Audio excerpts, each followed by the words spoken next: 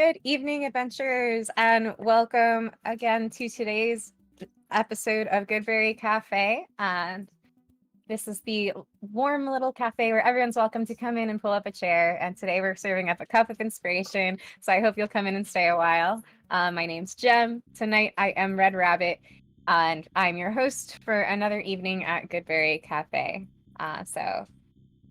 This virtual cafe is meant to be a warm, safe, and inviting space where my guests and I feel comfortable learning and stumbling our way through these fun games that we'll try out together.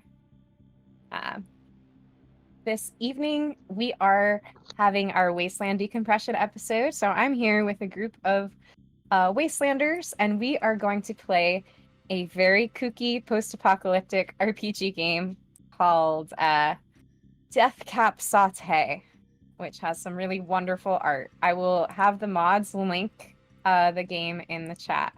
I'm excited to play this very strange game with you all. Like usual, I will try and talk through some of the rules as we play, but remember that we're all learning this game together, so have patience with us as we stumble our way through, particularly me, as I think I've read through these rules only once so far, so it's gonna be great.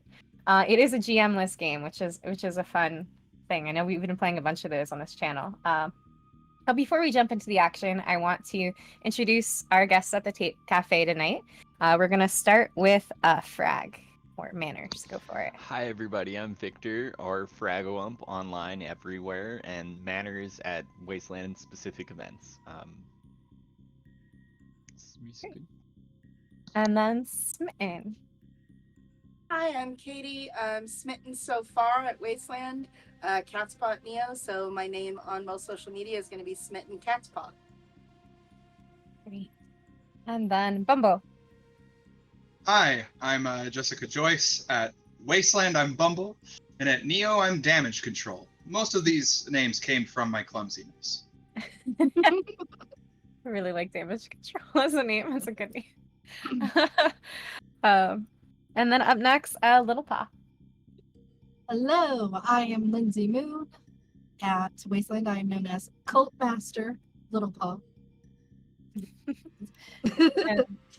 Lastly, Bandit. Hello, Bandit. At most events, I just add slag to the front of it for Neo, Aaron in the real world, and I'm a part of Dumpster Dive.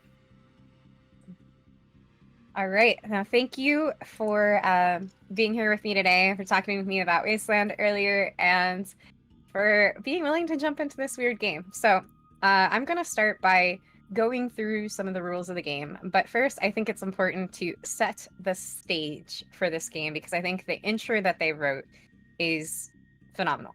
And if you do see this game, you check out the art. It's really funny. It's really weird. Love it. But I'm going to read through this intro. So, it's the year 23XX, and our world is now the Wasteland. In the time since everything ended, cities have fallen to ruins, many creatures have developed intelligence, inexplicable mutations are commonplace, and things are just weird. Despite it all, the restaurant industry has remained largely unchanged.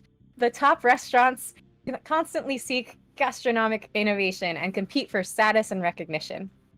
A recent announcement has the culinary world buzzing. The legendary reclusive Shroomp Lord is hosting a new cooking competition.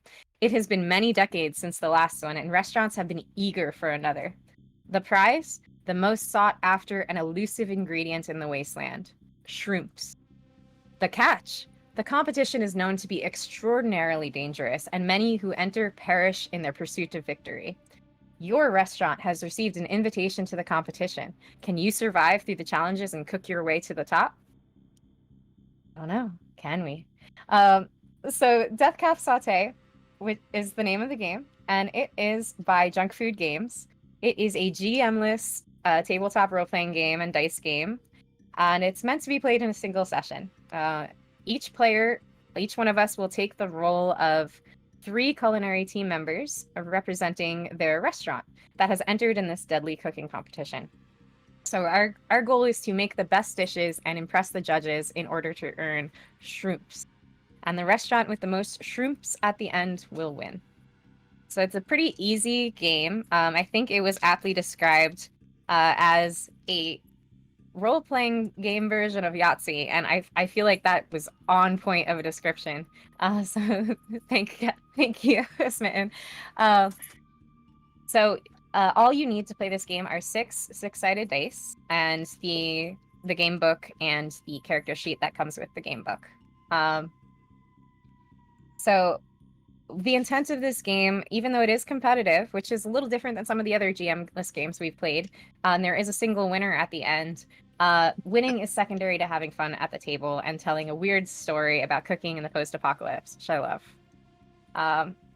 So what we've already done, we've already went through the setup as each of our individual characters.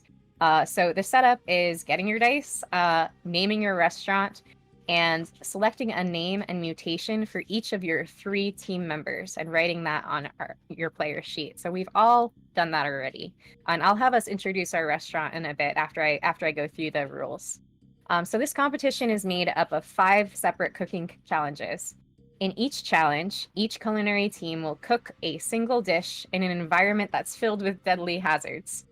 So if you're not careful, someone from your team might die, probably will die. And once everyone finishes cooking, each team will take turns presenting their dish to the judge for that challenge and has an opportunity to earn a shrimp. So shrimps are special mushrooms that are sought after for their rarity and delicious flavor.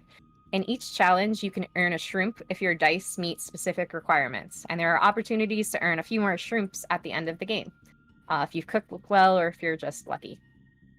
So the judge will score the dish based on 3 elements: presentation, flavor, and originality. So your dish score and how well you deal with the hazards are based mostly on your dice. So the dice will tell all in this game. The higher numbers, the better, and the higher numbers, the better your dish is, and the better you are at avoiding the hazards that come into play.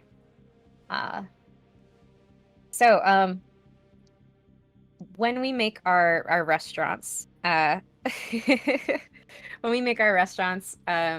we pick 3 members of our restaurants, and we have to give them each a mutation. So mutations are powers that each member of your culinary team have and can be used to help you in the competition. So each challenge, you can only use 1 of your 3 mutations that you have on your team.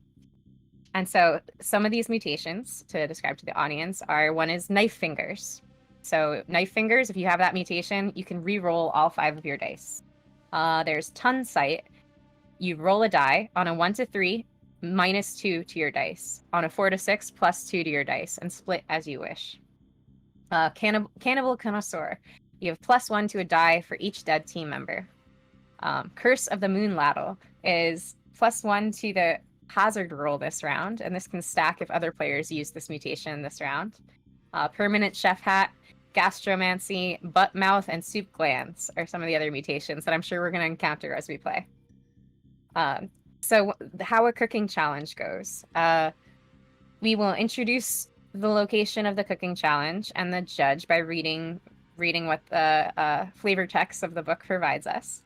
And then we roll a die and look at the table labeled shrimps to find out what the goal of that we are all trying to hit in that challenge and the theme of the challenge. So each challenge will be themed. In each challenge, there is a shrimp that can be earned by meeting the requirements of the goal of the challenge. And the dish theme is the type of dish that the judge wants to eat. And use that as inspiration as you are developing and role-playing your dish to the judge. To do a challenge, you roll 5 of your dice, 5 of your d6s.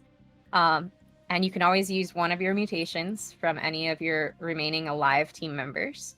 And you assign your dice to things on your player sheet. So you assign them 3 of them to presentation, flavor, and originality. And then you assign the other 2 to hazard spaces. And everyone's going to do that at the same time. Hazards are things that can totally mess up your plan. We're going to encounter them as we play, so I'm not going to go too in depth with them now. But you don't want to be affected by hazards because they can change everything about how you present your dish, if you lose a team member, things like that. after we figure out all of our dice rolls, we enter a role-playing round where we take turns describing, presenting our dish to the judge. So I do want to say something about this game that we are making a change of as we play. So the game for the role-playing part, it suggests that each player role plays all of your characters on your team, including the judge and any other NPCs they feel might enter the scene. However, I talked with our group before this and asked if we wanted to switch it up a little bit, because that's the joy of these little games, that we can make changes. And to make it a little bit more fun for the audience and fun for us, we're going to each take turns role playing the judge. So the person presenting their dish is going to have somebody to bounce off of as they present the judge, and the judge is going to interact with them, ask questions about their dish. But either way, it won't affect the score, because the scores are ultimately determined by the dice. So there's 5 cooking challenges total, and the person with the most shrimps at the end will win the competition. However, at the end, there are also 4 additional bonus shrimps that could be awarded that could totally change. You could bring you from last place to first. You never know. So the player will get to that at the end of the game. I'm not going to cover that now, but there's a way to win an additional 4 shrimps. I think that's it. Yeah? Did I miss anything? Sounds right. Awesome. Sounds about right. Yeah, Everything is covered decided with everything. D6s. Yeah. There's hella tables in the book Yeah. that if we were to go over all of the possibilities, we would be here truly forever. Mm-hmm. I guess then we can take turns introducing our restaurant and our culinary teams, and then we'll decide who's going to roll for the who's going to be the first judge and roll for the first challenge. But Manners, would you like to go first in introducing your restaurant and your culinary team? Oh, yes, my restaurant is let me remember how to pronounce it, because I've messed up like 11 times. Berserker. It's Berserker Hut, because it is a little single building shack that focuses mainly on like upscale burgers. We like to deconstruct everything and put it into our burgers. We have 3 members, as pictured here. There's Smash, our big boy. He is a permanent chef's hat. There is Beyond, who is the gastromancy, I believe, which lets you pick any dead member and use their mutations instead. And there's Angus, who is just tongue sight. It's wonderful. And Smitten, will you introduce your restaurant and your culinary team? Well, my restaurant is a little bit of grittin', because we like to cook all of our stuff off the back of a pickup truck. So you sometimes end up with a little bit extra in there, but you know, it's wasteland, so the fiber's good for you. We have Snookums, who has the power of gastromancy. We have that was Sweetums. I'm already getting mixed up. Sweetums, Snookums, and Bob. Sweetums has the power of gastromancy. Snookums has butt mouth, and Bob as a permanent chef hat. So good. Bob wears the permanent chef hat. Yes. All right. Thank you. And then Bumble, will you introduce your restaurant next? Our restaurant is known as the Exquisite Corpse. Don't ask what's in it. It may or may not be an old family member. For instance, when we were coming to this competition, we had raised premium chefs from birth, and then they accidentally got knocked into the meat grinder. So we definitely have sort of a B team coming to this competition today. We have myself, Bumble, who is cursed with the moon ladle. We have Weasel, who is a sort of a cannibal connoisseur. Again, I can't stress enough. Don't ask. what's inside the food if you really, really like it. No one likes to know how the sausage is made. And then leading us, sort of a cult leader, as we have human, definitely a normal human, who is our gastromancer of sorts. You really like And that one. it's a good one, and I feel like a lot of us are planning to die. Which the catchphrase of our restaurant is "in the dish, part of the dish," and that just gets repeated a lot, especially when someone falls into the meat grinder. We really should put guardrails around the meat grinder. I love it. The tragedy is half the flavor. Yeah. Oh, it's so good. You can't come up with a better catchphrase for my restaurant in front of my own nose. Rivals now. And Little Paww. Okay, so my restaurant is the Cloud Puff Cafe. It's a quaint little cottage that looks like at some point it was maybe a home and possibly even a vape shop. We're not entirely sure. And everything we do is to honor the glory of the Great Mother Cloud. Hence the Cloud Puff. And I am the owner and proprietor, Little Paww. And I have the wonderful mutation of gastromancy. And my associate, Marshmallow, has the curse of the moon ladle. Marshmallow is a wonderful, wonderful friend.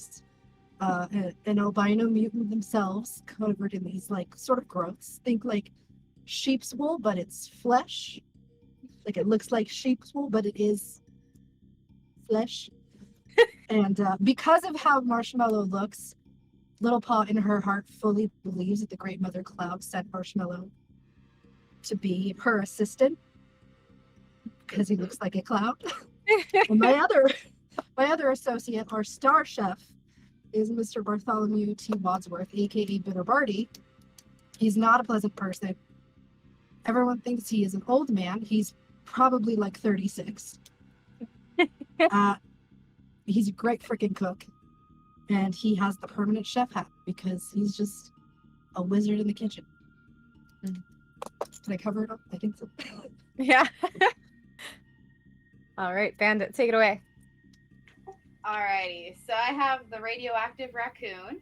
It is explicitly run by irradiated raccoons trying to pose as human beings. So they picked up perfectly human names.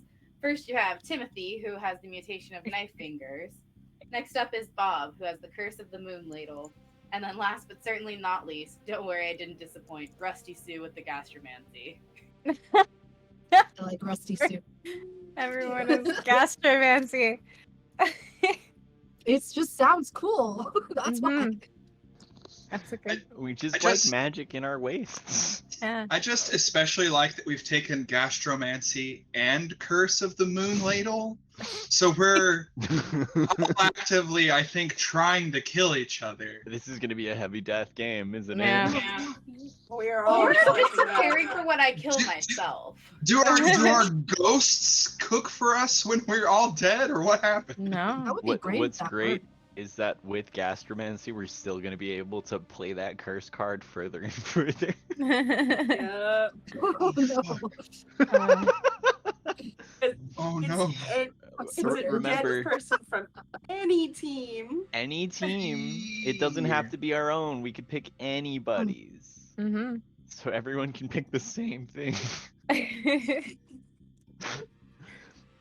All right. So, my team or my restaurant is called the Feral Fairies. They didn't. They heard they're a food truck.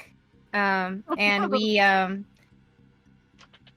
we're not sure if it was originally named for a past patron saint of cooking or fairies or the fiery elements that they like to mix into their food because they're a spice connoisseurs. They're constantly on the hunt for the spiciest, most flavorful dishes in the wastes. And on my team, I'm bringing my two best cooks and best busboy. Sergio is one of our cooks. Sergio, Sergio takes his job very seriously. He's got knife fingers. Oh God! Oh, that's He could hurt horrifying. No. Our second cook, star cook, is Mr. Worldwide, and he's got the permanent chef hat. He's a man of few words. And then our third, not cook, but star busboy is Little Rabbit. He's trying to make it big on his rap career, but he's got soup glands, so he could be helpful in this situation, in this competition. All right.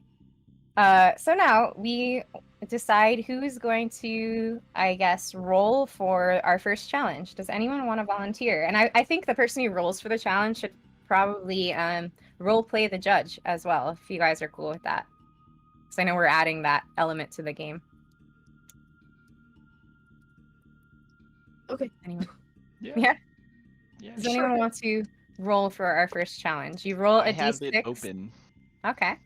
So, Manners, you want to be our I'll first? do it. I challenge will roll. be Judge Billy Wishbones. All right. So first, you. I'm rolling. I'm gonna read the little blurb for what we're at, and then I'm gonna roll. Cool. The pink and white salt dunes coruscate as the sun rises over the great desert. The ancient cooking stations are weathered by the sharp wind. Something rumbles deep beneath the ground. Let's see. It's just 1d6, right? Yeah. I got a 4, which is all evens, bone Ooh. dry. Or are we rolling twice? I don't know. I'm scrolling back up to the rolls, actually. Unless somebody beats me there.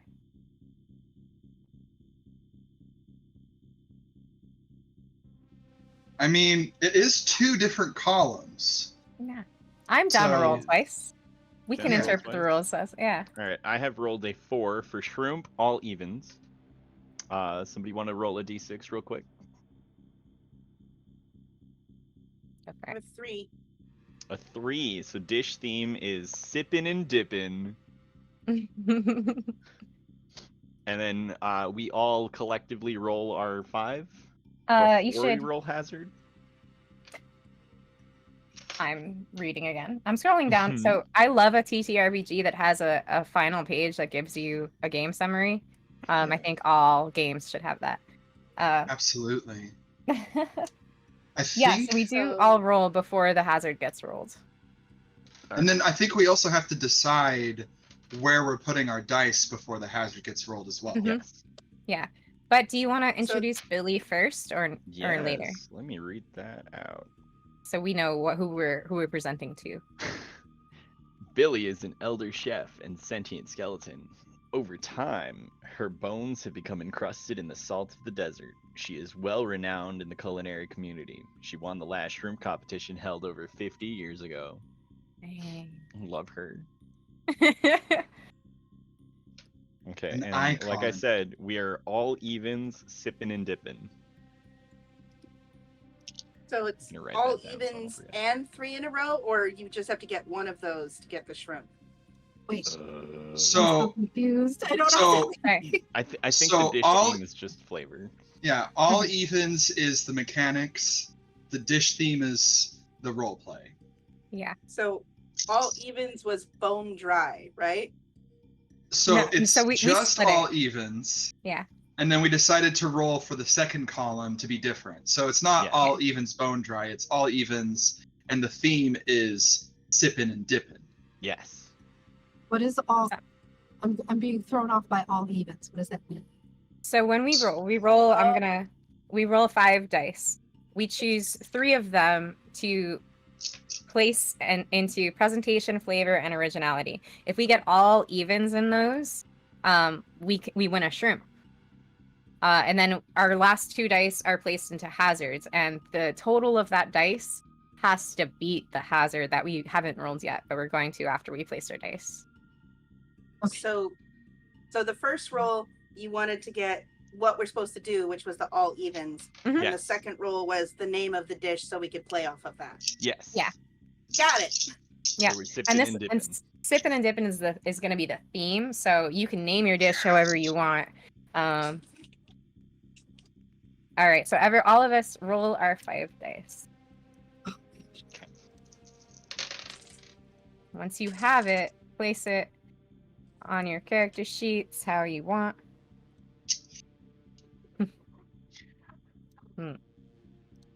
Also remember, I think immediately after this is when we choose the mutation we're using.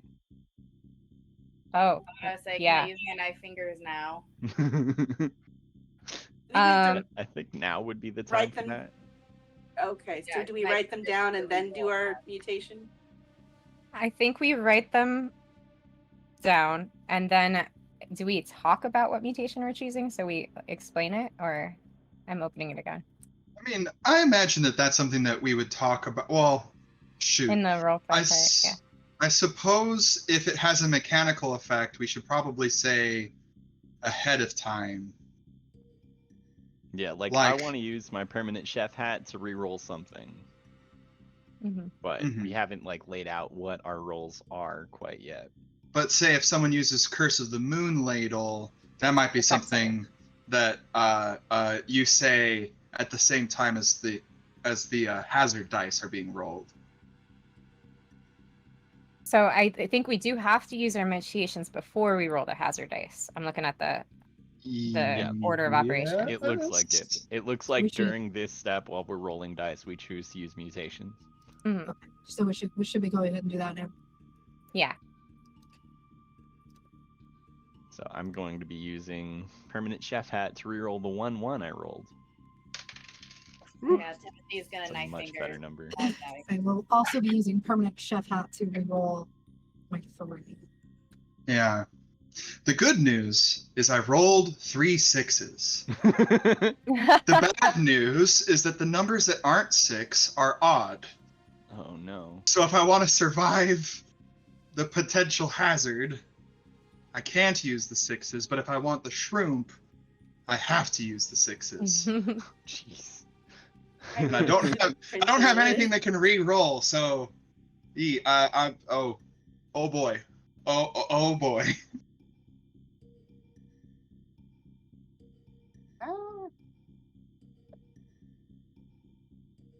Okay.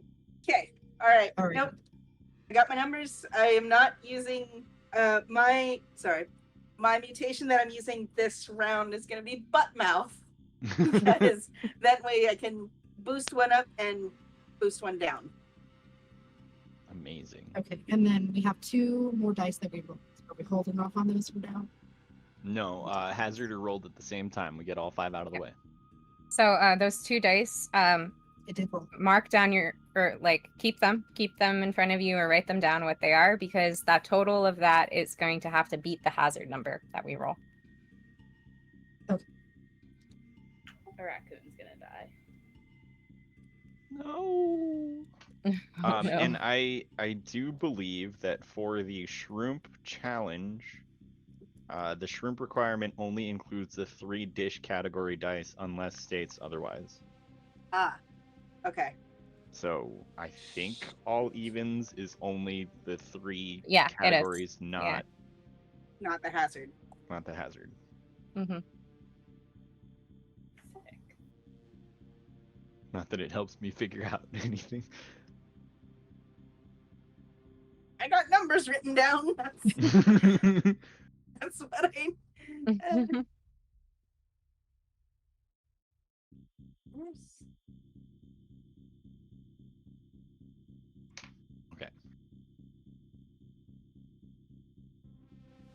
All right, are we ready for the hazard? I think this is only a 1d6 that's rolled. Mm-hmm. And you roll it because you're leading this round. Okay. Yeah. All right, who's ready for a bad time? Is it only one because we're in the first round? It's only one ever.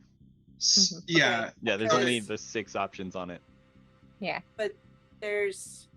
Oh, I see. The Mhm. value is higher. Got it. Although I suppose this is a good time to ask if anyone has decided to use the Curse of the Moon Ladle Yes, mutation. this is when it would come into play. Because I did not. Okay. We're not force killing somebody in the first round. Got it. Not yet. Alright, hope I roll low. A 1! A Nice. 1! The hazard is cactus gnomes. The value is 5. You have to beat 5 Well, I'm to good. succeed at the hazard. Yeah. And Phew. it has a little description on what cactus gnomes are, if you want to read that. Oh, does it? Right above it. It Right above the does. table. The cactus gnomes roam the desert in packs, generally considered friendly. Their hugs can be quite deadly. Oh, that's so cute. We know a lot of cactus gnomes at Wasteland, don't we? Oh my gosh, you're so No. right with everyone's spikes. No. Everybody's spiky. No cactus gnomes after nightfall.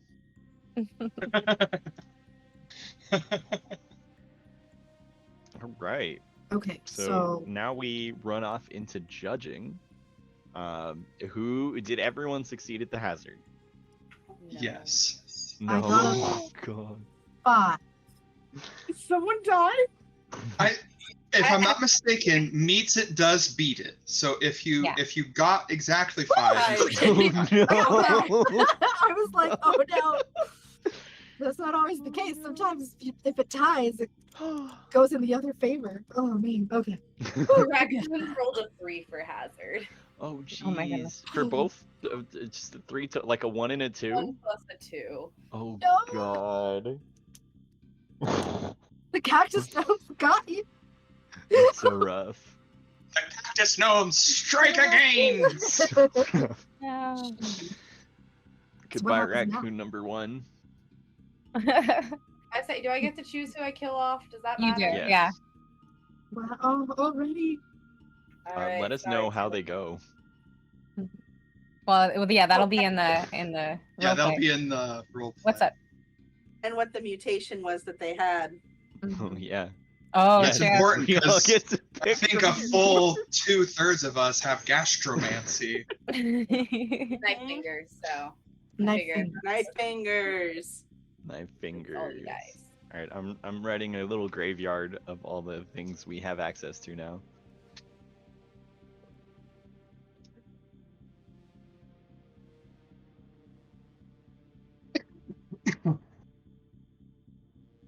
Okay. Once we are ready, the next stage is taking turns presenting our dish. Right? I believe so. Okay. Since you're role playing the judge, we'll make you go last, and I will role play the judge for you. Perfect. Since we're making this up as we go along. Um, All But, right, uh, who's first? Smitten, will you go first? Absolutely. Come here, um, sweetie. So before you start, so give their instructions say give some details on how your team prepared the dish, how the hazard was avoided, or the fate of your lost team member, and how the finished plate that you present to the judge. And think about the dish theme and your scores in the 3 dish categories. Sweet'em, Snookums, and Bob got the main dish ready by having a wonderful chili dip that was getting all prepared at the back of the truck.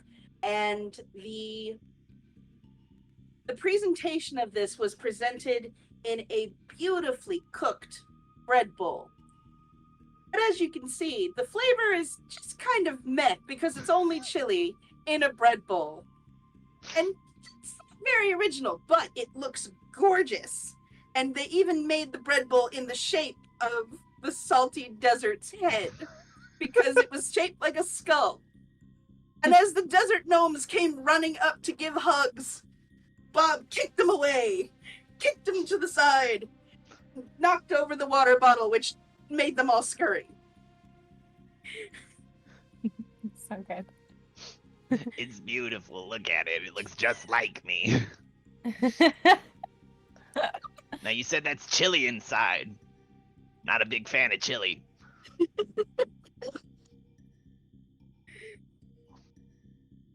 Do I give you my scores? Yeah. Yes, please. Give your scores as well, yeah. So I love my it. presentation was a 6. So we had to have a Oh. really good presentation. The flavor was a 2, Oh, and the that originality makes was a sense. 2. Yeah, you see The something hazard- this good, you have to copy it, but you did a perfect job. Look at it. Look at me. Oh, I'm taking this home. So all evens. All evens. That means you get a shrimp. So on your character sheet, mark that you've won a shrimp. Woo. And shrimp. One shrimp for you. The sipping and the dipping. I'm gonna be And the dipping this and chili sipping dip. this all day with my. I have no saliva. Bumble, would you like to go next? We're just gonna keep in this order that we've got. I like it. There's a pattern, and I can kind of prepare myself mentally. So I'll say at the top, I put the 3 6s I rolled into these. So I don't know if my descriptive powers will be able to match that, but here's my level best.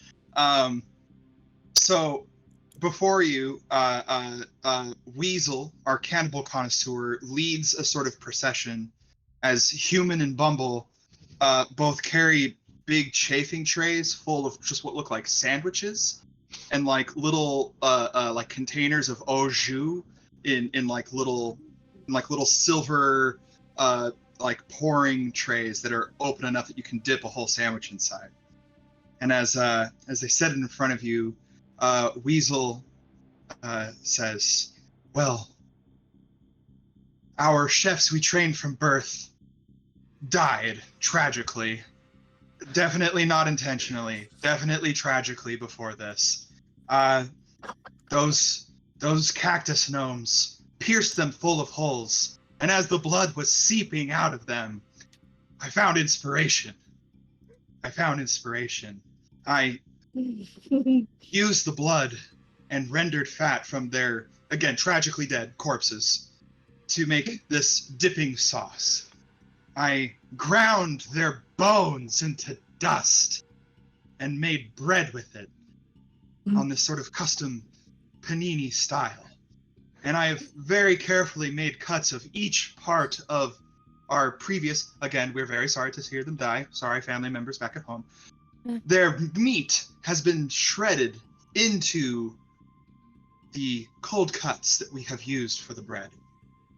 I present to you our first dish made almost entirely from what we're positive is human. Most of them were human, right? And some of them, the 2 people carrying the tray, are like, sure, probably. They set it in front of you and wait eagerly. Oh, this is lovely. Look at it. You really pulled out all the stops for your first effort. You used all of your best meats and all of your best people in the best way, and I do not know how you're going to continue in this competition if you keep up with this. Well, But surely look we at have. it. It's just dripping. I love it. Surely we have more people we can consume, right, guys? Oh no. Okay, so maybe yeah. Yeah. Oh, we'll think of it. We'll come up with a way. We hope. I love it. Thank you. It's so good. Thank you. Thank you. I'm gonna take some of this salami and put it over my bones. You got it. Thank you. Thank you so much. Great Billy Wishbones. It's beautiful. And you got a shrimp? Definitely 3 Yeah. 6s. All right. Up next, we've got Litl Paww. All right. So Little Paww presents before you a tray that features a bowl of white garlic sauce and Ooh. chicken. Ooh. The chicken chicken is deep fried and presented hanging from a hook above the bowl of garlic white sauce. And the bowl is hand carved with beautiful cloud motifs, of course, to honor the Great Mother Cloud in all that she does for us.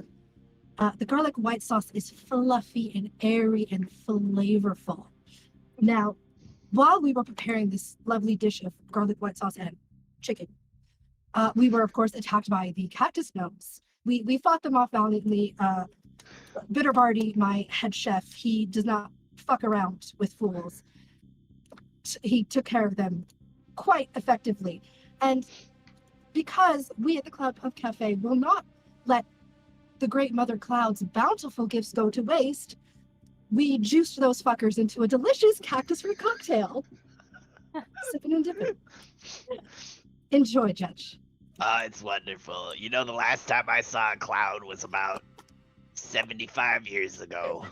This is a good time. It reminds me of the times before.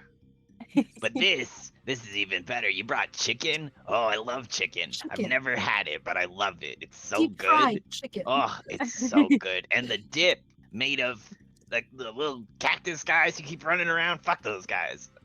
So good. I love it. Thank you. My scores, I got 5 for presentation, 5 for Ooh. flavor, 4 for originality. Ooh, I love it. Sure. You gotta sip this. All right, Bandit. Alrighty. 2 glowing raccoons present you with a tray that looks like it was probably a garbage can lid. That's a big bowl, or that's a big rusty can in the middle, filled with a gray goop that for some reason is still bubbling despite not looking like it is at all hot. And they put this in front of you with some toasted bread surrounding it and just go, "Goop, eat." And when you ask about the 3rd raccoon, their only response is, "Nobody really knows what happened to Timmy." And with that, they had a presentation of 2 in true raccoon fashion, flavor of 6, and originality of 4.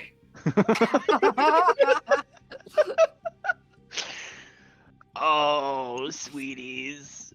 Looks like something went wrong. You just hate it when that happens. I told you all at the beginning of this, those cactus bastards suck. We hate them here. We never want to see them.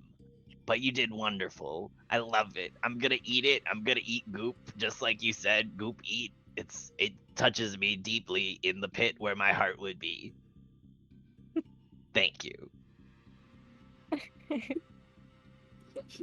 All right. And you got a shrimp because I think that was all evens, right? That was all evens. Get a shrimp. Yes. All right. So for mine, I'll tell you my scores first, and then I will tell you how it happened. So I have a 2 in presentation, a 6 in flavor, and a 6 in originality. So Mr. Worldwide is going to come out with just this large like lunch tray, and it's just got a bowl on it with some like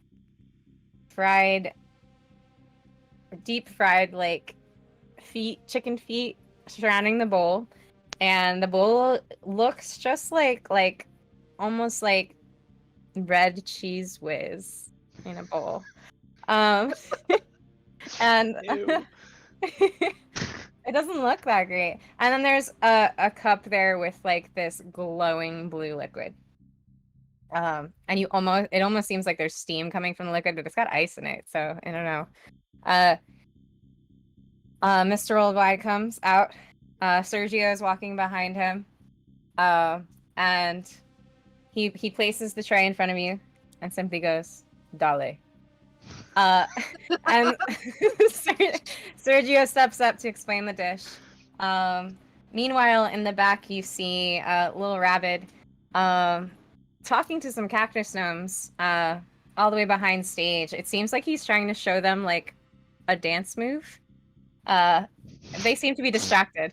So, but Sergio comes forward and he's like, "All right, today we have we are offering the radioactive rush, which is a a pre-workout mix from the old times, mixed with some protein powder and tequila, and it is sure to give you the get-go. And we also have our famous chicken feet vampire dip. So we here at Feral Fiaris, we raise our own chickens. They are fed from birth Reaper extract, so that their meat, their feet, all of it has a little bit of spice, a little bit of kick, just built into them. And so this vampire dip is made mixing some radioactive cheese from the old times, as well as some of the blood from our chickens. And these are some of the chicken feet. So it's got a kick, I have to warn you, like all of our food. You see, you brought this out and it did not look good. I was busy looking at that hunk over there, that Sergio with those fingers. That's my kind of dish. But then you started talking and you said something. You said you had cheese in it, and you know, cheese is my favorite liquid, so it's a great time to bring this into the dip. I can't believe no one else did this so far. But it tastes marvelous. I used to do something as a child about the same. It was tequila and Gatorade, and we call it health drink. It's the same thing as the pre-workout, but the chalkiness, the little bit of spice, that kick. Oh, I love it. Clumps. The clumps is the clumps for me. Yeah. All right. And then Beautiful. I am Billy. I don't even know how to do that voice. It's the clumps for me. I don't know. It's the It's gonna clumps be for Billy me. now. Yeah. Perfect. Smoker's voice. Perfect. Say hello. So the berserkers, the Berserkers. the berserkers. Berserker Hut has come together to bring you the greatest thing since who cares, honestly. I did not score well. I got a 2, a 2, and a 4. So the Ooh. flavors, the presentations, the originality is just barely there. They Take it brought outside you box. one large, very misshapen, sort of crunchy box. When you cut it open, a whole bunch of liquid falls out just directly. And there's a burger inside. Oh, So it's just a big bao bun with the sauce with a burger inside. Nothing special. They were way distracted by all of the little cactus guys who Smash had to use as a little bit of a deterrent for future cactus guys. So our little van is now decorated with many, many corpses. So I gotta say this one's a little weak on the presentation. And where did you put your scores? A 2, a 2, and a 4. So 2 4 in on originality. flavor and Oh. presentation, 4 on Yeah. originality. And I was really hoping with this low presentation that the flavor would bring it home for me, but did you even try? I'm not sure. I will say it's original. It's definitely different than the rest of them, and I did enjoy hearing the story of the gnomes that accompany your van. So you do still pass somehow, but I hope to see better from you later on in this competition. Thank you, chef. All right. Does everyone know who got a shrimp in that round and who didn't? I think I'm the only one who did. I think you're the Yeah. only one with 5s. Do we also get a shrimp for highest score overall for that one, or is that going to be taken? that's That's at the the end. Okay. Perfect, because I did not do high. Yeah. All right. We've got our next round, isn't it? I so want. You want to go next? Oh, Yeah. Yeah. jeez, I love it. All right. You are our next judge and our next roller. So Pattern continues. the props.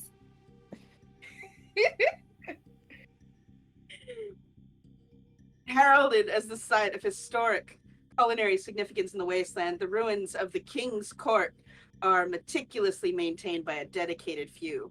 Researchers believe it was once a common area where food was served and was located in something called a mall. The judge, Scraggly, the Rat King, Oh. Kelly. an ancient, rusting animatronic construct that inexplicably gained artificial intelligence. Their taste in food varies with their mood, and they demand things that some see as unreasonable. They have ruled over the king's court uncontested since it was discovered. I love I'm that. Chuck E. Cheese. Yeah. All right, So incredible. who's rolling? Am I rolling? So you roll the first one for the shroomp, and then somebody rolls for the theme. Okay. Rolling 1. Only 3s and 6s. Oh, jeez. Oh, that's so hard. Why? And who's rolling the theme? I'll roll it. Do it. Okay. 1. So Doomsday Pepper. Pepper. I'm ready Uh-oh. for this. Yeah, Jem has a huge advantage here. Did you roll another one? I Yeah. did. Oh, jeez. Hey, it's more likely than rolling 2 of the same on some of the bigger dice that we see.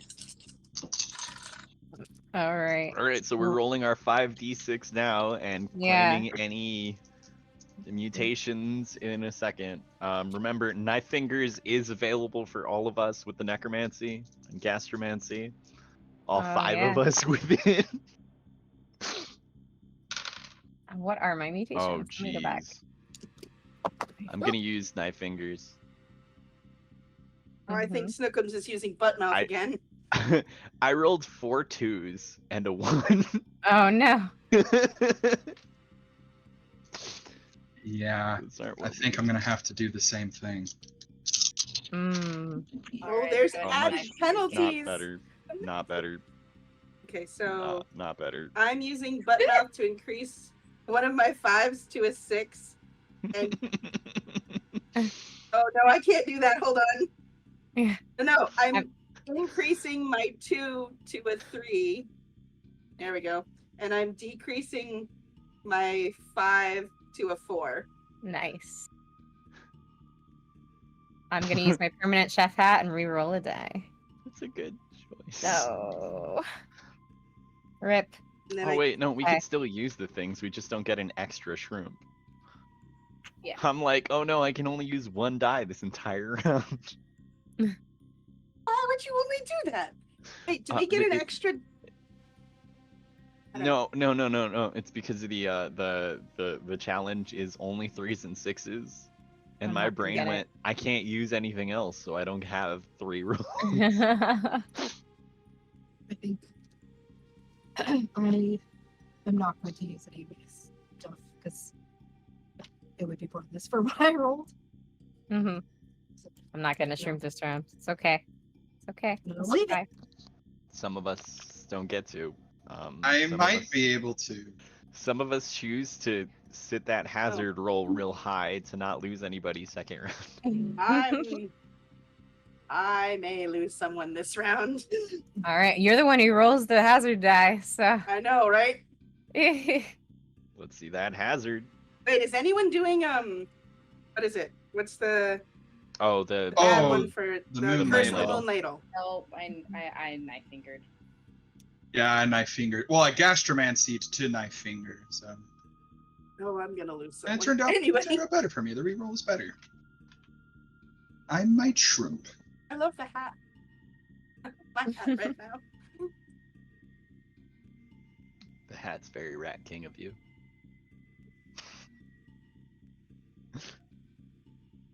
So what did we roll for the hazard? Did I miss that, or has that happened yet? Nope.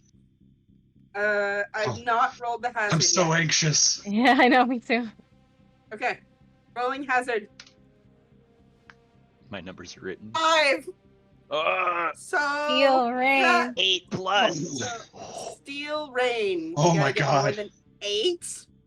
Yes. I win. I didn't get hazard. I'm I did surprised not this get is that. the second hazard with no effect. That's good.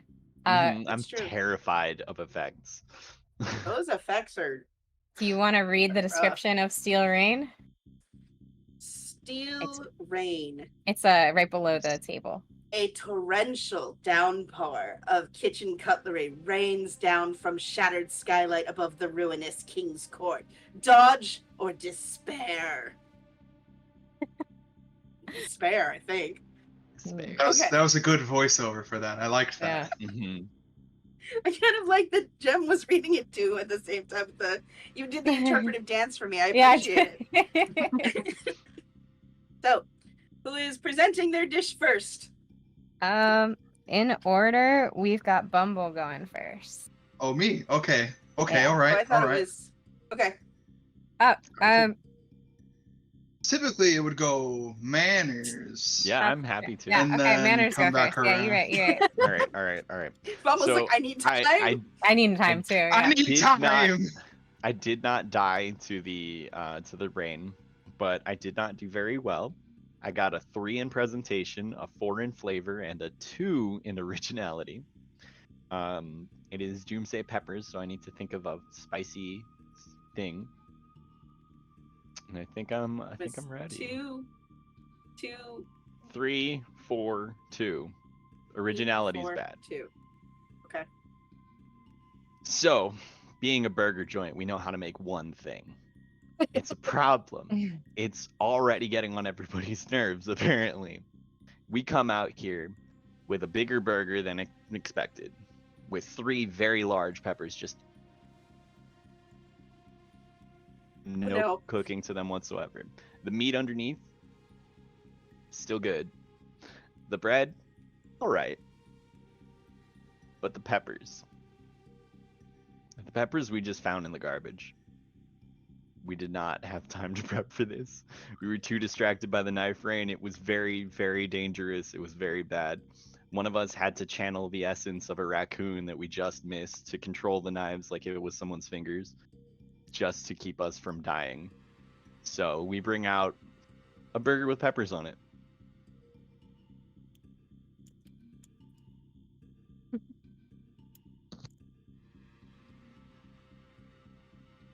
Love what you've done here.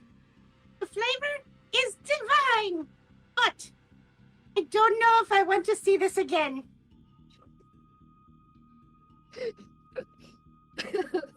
Mushroom for you.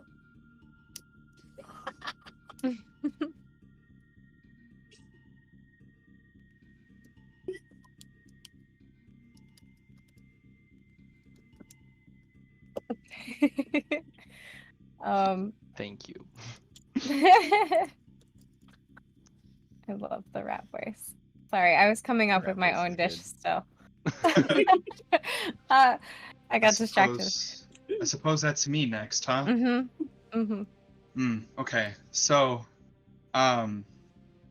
before, if this were like Bake Off, there'd be that like footage of right before the time runs down, and we all would have, the 3 of us would have been crowded around one of the other like dead animatronics in the area, like I don't know, a sort of baker beaver or something like that.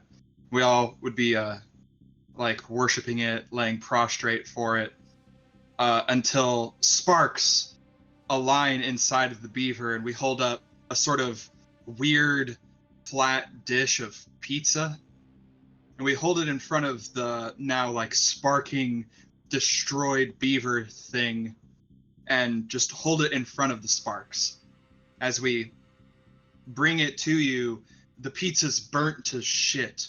And it's a pizza place. It's a pizza in a Chuck E. Cheese's. The scores I got were 3, 6, and 3. So 3 for presentation, 3 for originality, but a 6 in flavor. As we, I'll say that this time it was human bringing it up, our gastromancer, who very quickly says a prayer, grows knife fingers, and slices the pizza. We've prepared for you something we're not even sure what it is. We kind of just put it here we pretty sure it's safe to eat. And it might even be delicious.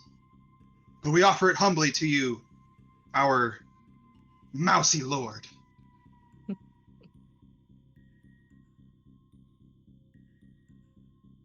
communion of my people. This is so tasty. It looks like shit, but it's so tasty. I give you shrimp. Thank you. Thank you so much. We'll never forget this. Whew. Whew. And luckily, everyone avoided the knife rain, so I don't know what happened with that. Maybe we were protected by the same animatronics. Who knows? But we lived to see another shrimp competition. Wonderful. Litl Paww, you are next. Okay. So I'll get my scores out of the way. I got a 5 in presentation, 6 in flavor, 4 in originality. I'm rolling pretty well there. So this time it's actually Marshmallow who comes forward and presents the dish. So Marshmallow is a very large, albino, mutated, lumpy person. And they're a little shy. So they present this large soup pot. And they go, we have prepared peppered beef stew. And it is hunks of beef that have been flavored with cracked peppercorns and green peppers, red peppers, yellow peppers, pepperoni, as well as the rare rainbow splotched pepper. That's just a moldy pepper. We don't know. I'm an animatronic rat. That's a side note for the audience. Fourth wall break. Details were clear.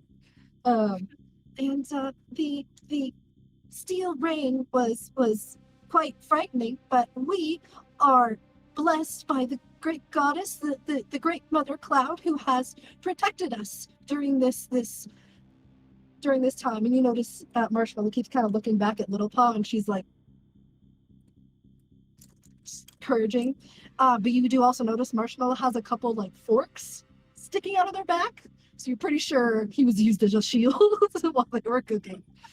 But here you go, Scrangly. I hope you enjoy this peppered beef stew.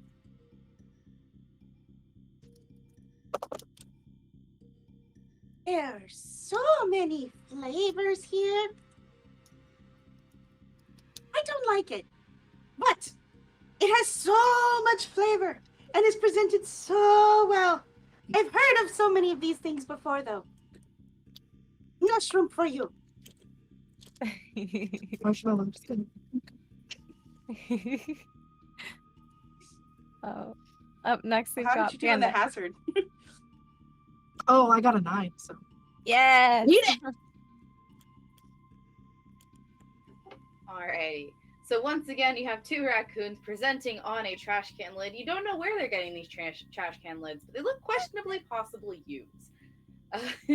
For context, they got a 1 on presentation, but a 5 for both flavor and originality.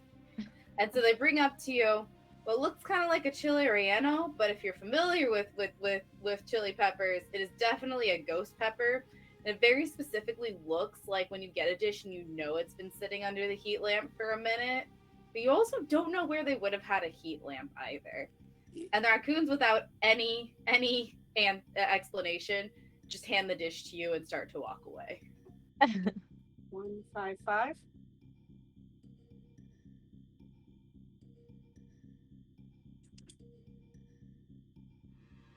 This is trash. This is utter trash. It is suitable on this trash lid. But I like it. But unfortunately, no shrimp for you.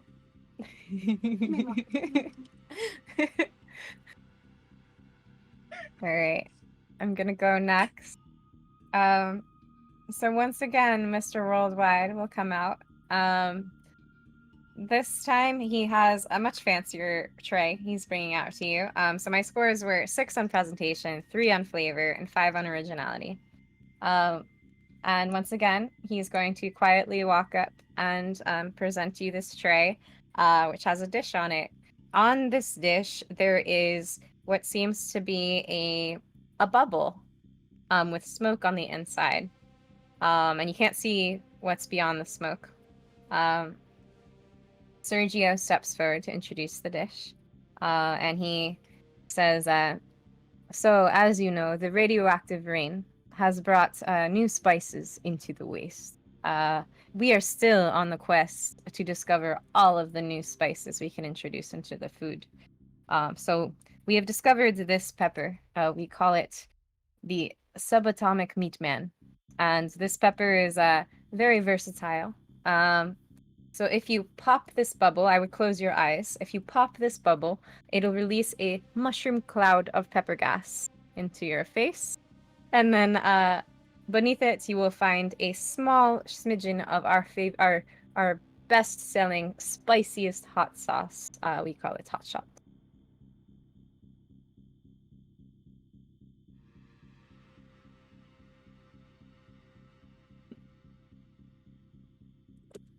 I like it.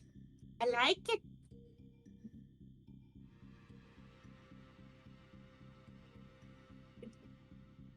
Hmm. Does this one get a shrimp? I can't breathe.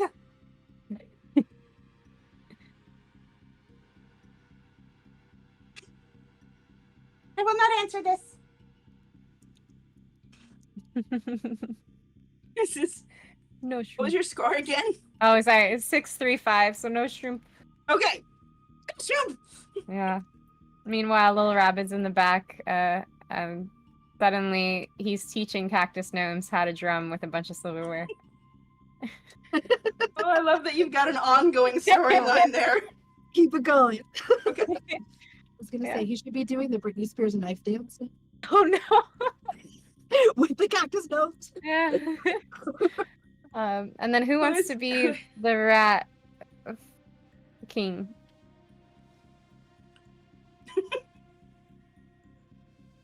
Yeah, go for it. If you wanna be our last rat king.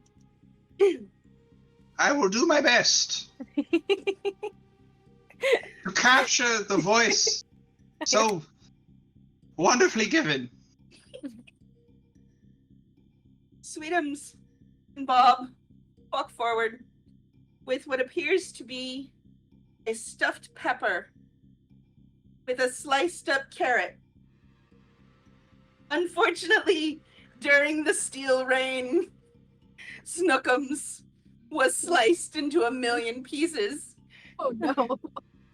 So we included her so that she would not go unavenged because our presentation was okay. Our flavor is divine because it is Snookums.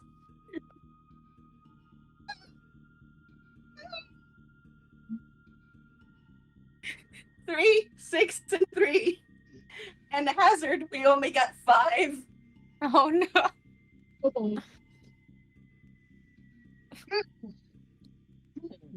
Snookums gave his life for shrimp. Snookums with the butt mouth gave his life for this dish. Am I getting a little bit of a butt mouth feel? Was this Snookums a valued member of your crew? Oh, she's been invaluable the last 2 dishes. We have used her powers, and now she is gone. Well, I must say she's quite invaluable in this dish as well. It's simply divine. I don't care much for how it looks, but you know, when I close my eyes and put it in my mouth, it's pure butt mouth heaven. Lovely. Lovely. Your scores again, they were 3, 6, and 3, you said? Very well. I think you have earned this. A shroom for you. Oh, Congratulations. And also, my condolences. Can I get a little doggy bag for the rest of the schnookums? Or little mousy bag, I should say. Oh gosh. True. All right. Moving on to challenge 3, we've got the onion swamp and the shallot witch. Does anyone want to play the role of the shallot witch? Yeah, little pot. Okay. Challenge. Sure. All right, read us the way. All right. The acrid air hits the senses like a big rotten dump truck. Ironwood docks host a thriving black market where the most forbidden ingredients are bartered away. One false step in the waters may pull you under, never to resurface. She lurks in the onion swamp. A practitioner of gastromancy, she has a focused interest in the properties of food beyond look and taste. Over time, her palate has been refined to prefer dishes that would be considered absolute shit by most. Give some flavor. All right, so do I roll for the thing? The shrimp. Okay. What is the shroom? 2. No dish dice above 3. Oh no, that's so hard. My time to shine. Okay. It's time to bring out like the biggest and heaviest dice that will just on the It's also on the mat. Okay. Should I roll for the theme as well? Someone else. someone can else roll. rolls for a theme. Okay. Mhm. I can do that. Bumble's been doing it and getting yes. Bandit, you go. I rolled a 2, so Smellicatessen. Smellicatessen. Interesting. Like a delicatessen, but for stink. So, For so smellies. ice cream. I feel like the raccoons are gonna rock this one. Right? They heard no dice above 3, you've got it. Ugh. Oh jeez. So, what was the geez. power of that schnookums who died? Butt Butt mouth. mouth. Which Butt allows mouth. you to increase one and decrease one. They have to both happen though. Okay, I'll take that. Okay. I'll take that. I like this roll. I'm sticking with it. I'm using Sergio's knife fingers. I have not rolled yet. Alright, I think I might need to. Oh, you know what? I'm also going to use Sergio's knife fingers. I will gastromancy. Well, Sergio's not dead. No, I'm Who is- gastromancying the raccoon Timmy's Oh. knife fingers. Yeah, sorry. be, somebody died who had knife I'll be fingers. gastromancing that butt mouth. I will also be butt mouthing. What's the butt mouth do again? It's -1/+1. Okay. So my 4 goes to a 3, which keeps it safe. And my 5 goes to a 6, which keeps me safe. No, I'm sorry. Dang. I'll Oh, put it to a 2 this is. instead. I'm so glad that the onion lady is taking absolutely shit for food because that's what she's getting.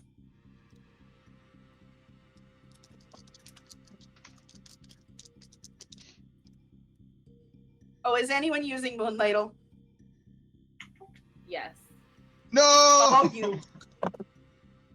Boo, you whore. Oh, no. This round. So yes, Rusty. Wait, no. Bob. Bob is going to cast the Curse of the Moon Ladle. Dang. Scary. I think I'll be fine. Okay. Say that. So what's the roll? So Lindsay rolls the hazard die, right? Mm-hmm. I do? Yes. Okay, give me 1 second. Little paw. Just please don't roll a 4. I'll be slightly sad if you roll a 4. Okay. Oh, I haven't even looked at it. Yeah, Alright. 4 sucks. Oh. Mother Cloud, bless us. I don't want a 1. It's a. So what? It's a 4. I rolled. Hang on. I rolled 4. The Bog of Beguiling. The value is 8. Ah. One Okay. The I value should be. The value is actually 9 because of Yep. the ladle of moon No. curse. Oh, I was already. Does okay, that so increase the die by 1 or just the value? I think just Value, the I value. think. Just the value, Yeah, because I it think you, because then they'd have to make a chart for like Mhm. above what the chart they have Oh, wait. is. +1 to the hazard roll this round, so that would make it a 5 then. Yeah. Yep. Because That's the 5. that's even worse. But still, it's still 9. well, But yeah, we don't so- have to re-roll the dish. No rerolls. No. No rerolls. Oh. We did it. Oh, okay. The Devil's Lettuce Sick. value is 9. Ooh, the devil's lettuce also has some flavor text if you want to read it. So eating even a single bite of the Devil's Lettuce means your soul is lost forever. Sounds about right. Is this a Reefer's Madness There's- reference? In They're the rule book, there is a picture of what I assume was supposed to be a shallot right next to it, but it definitely looks like testicles with like Yes, a it weird does. stem. Yeah, with like an eye and With an like little eyeball? crawly things. Feet. Yes, it really does. It's a little bit hard, not gonna lie.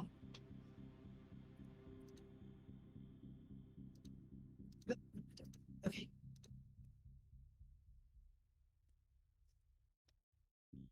Phew. Oh dear. Who's going first? Don't we go in Manners? Manners. Manners, right?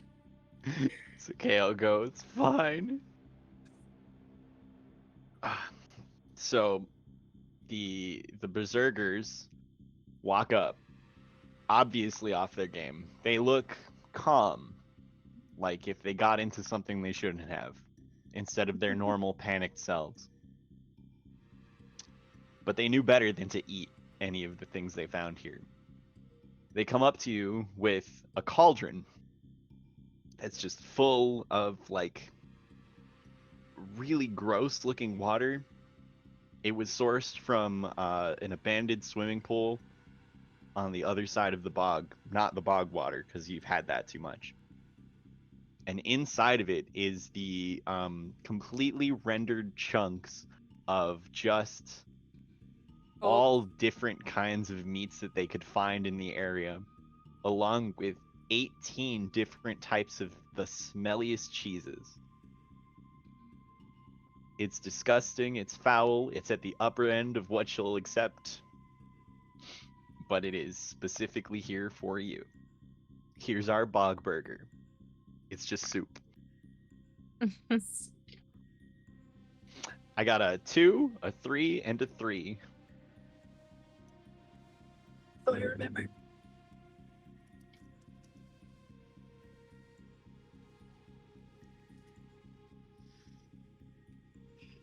Well. This God. is a mighty feast for my nostrils. I seem to be detecting several types of, I believe, is cheese.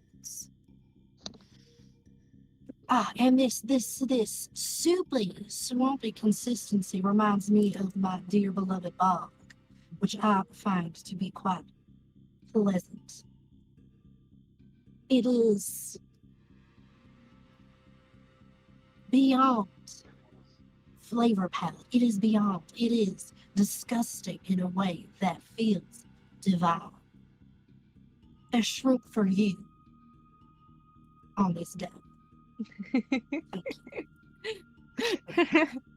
Wait, you got a shrimp, right? Very cool. I did get a shrimp. Everything's under Mhm. no dish Yeah. above 3, and nobody died. Oh, So- good. my get out of the way. Score is 2, 3, 2. Nice. And the hazard score was 8. Oh Moon Ladle. no. So, No. Sweetums comes before you. I heard no to one. Goodbye, Bob.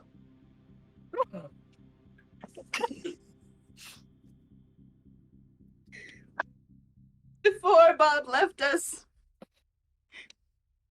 we created this dish for you. It is an arrangement of various slices of things we found around the room.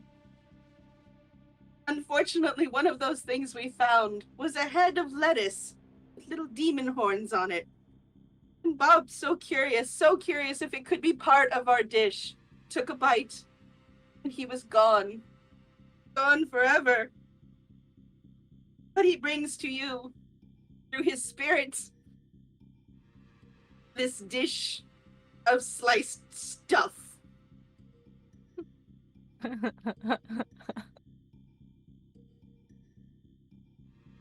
I'm intrigued by this sliced stuff.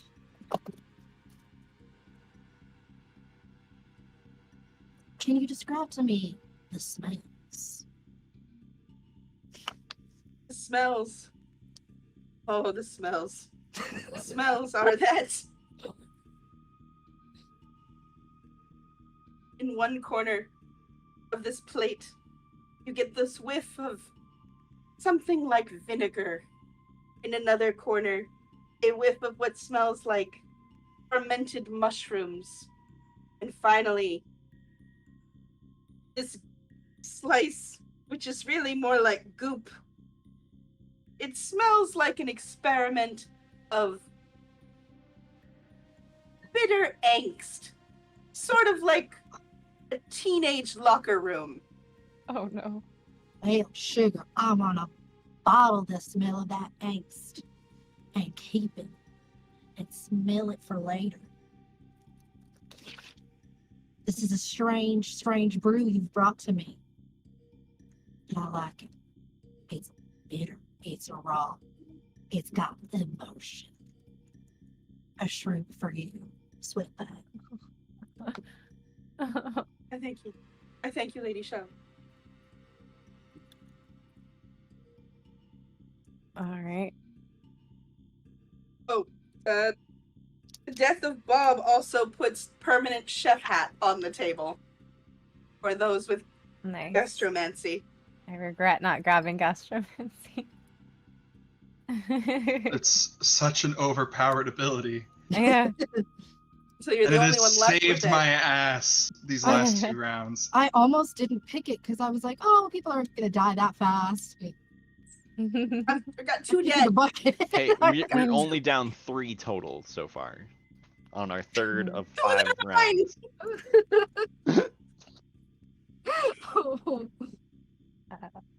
Okay, who's think- next? Bandit? Is it me next? Or no, Normally, no, I go it after. would be- If Okay. we're following the pattern. Yes, you're right. You're right. Sorry. No worries. No worries. Manor, Smitten, Bumble. Mm-hmm. So, almost, a ghostly tune of, Smash Mouth's All Star Oh no. kind of like effervesces through the swamp or the bog. And Human and Weasel are wheeling forth a big cart that has a huge, massive cauldron in it. And inside the cauldron, just sort of chilling, is Bumble, is me. And in sort of an homage to that many-layered onion that was Shrek, perhaps an old bog lord of lore. I just inside this cauldron let out a massive fart, and fish come to the surface, a la the beginning of the first. I'm so sorry, everybody. Only a little sorry, but I am sorry. So, yes. A fish rises to the surface, which I, Bumble. I shouldn't have put myself in this. That's like the worst part. I scoop up with just this disgusting little like half turtle shell thing. Scoop up the fish along with the soup that has eau de Bumble in it, and sort of offer it to our judge. This is our 30-layer onion and fish and butt mouth soup. We also, you might get a hint as you're tasting this of the ghost of one long since past, which is where we sourced organically, of course, but without permission, the butt mouth flavor. And I got 3s across the board. Nice. I don't know. That presentation was like 6 words. Yeah, that's a 6. But Trying to match the presentation. Sometimes you get better ideas than what you roll, and it just. my, I have never seen such unique presentation in our life. The way you have taken the art of cooking and turned it into a true performance art. You should not be in no measly competition. You should be in museums presenting your gastronomic alchemy to the world. A shrimp for you. Thank you, chef. Thank you. Thank you. And I get wheeled away. I love it. I think it's because you got to know your audience on this one. It's like it's a low score, but they love it. It's true. She likes it. All right. It's because she's Raccoon a shallow. time. She got no flavor. She has no actual taste buds. It's overcome by onion. Absolute shit.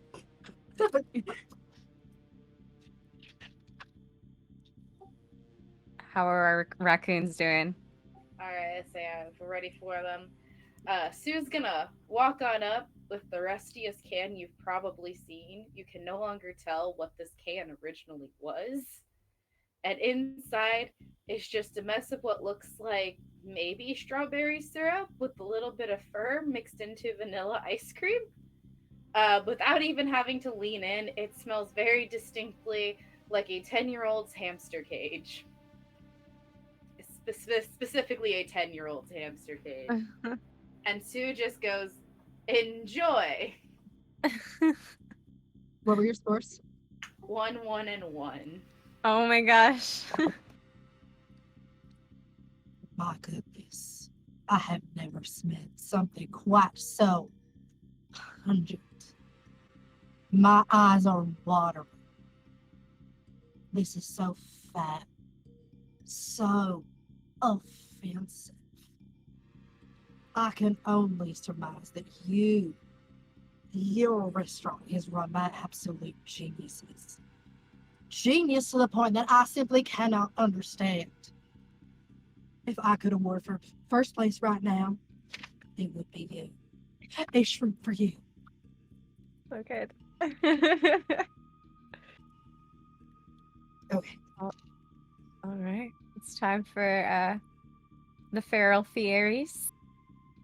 So once again, Mr. Worldwide steps forward. He looks a little ragged this time. His chef hat is not straight up and down. It's a little to the side. It looks like they've been through something. And my scores were 1 in presentation, 4 in flavor, and 2 in originality. No shrimp for me. Sorry, what was that? Read it again. 1 presentation, 4 in flavor, and 2 in originality. Okay. So he comes up. He rushedly presents you with a tray with just a normal bowl on it, and inside the bowl is it seems to be a stew. It's like a brown stew. Sergio steps forward. He says, I am sorry.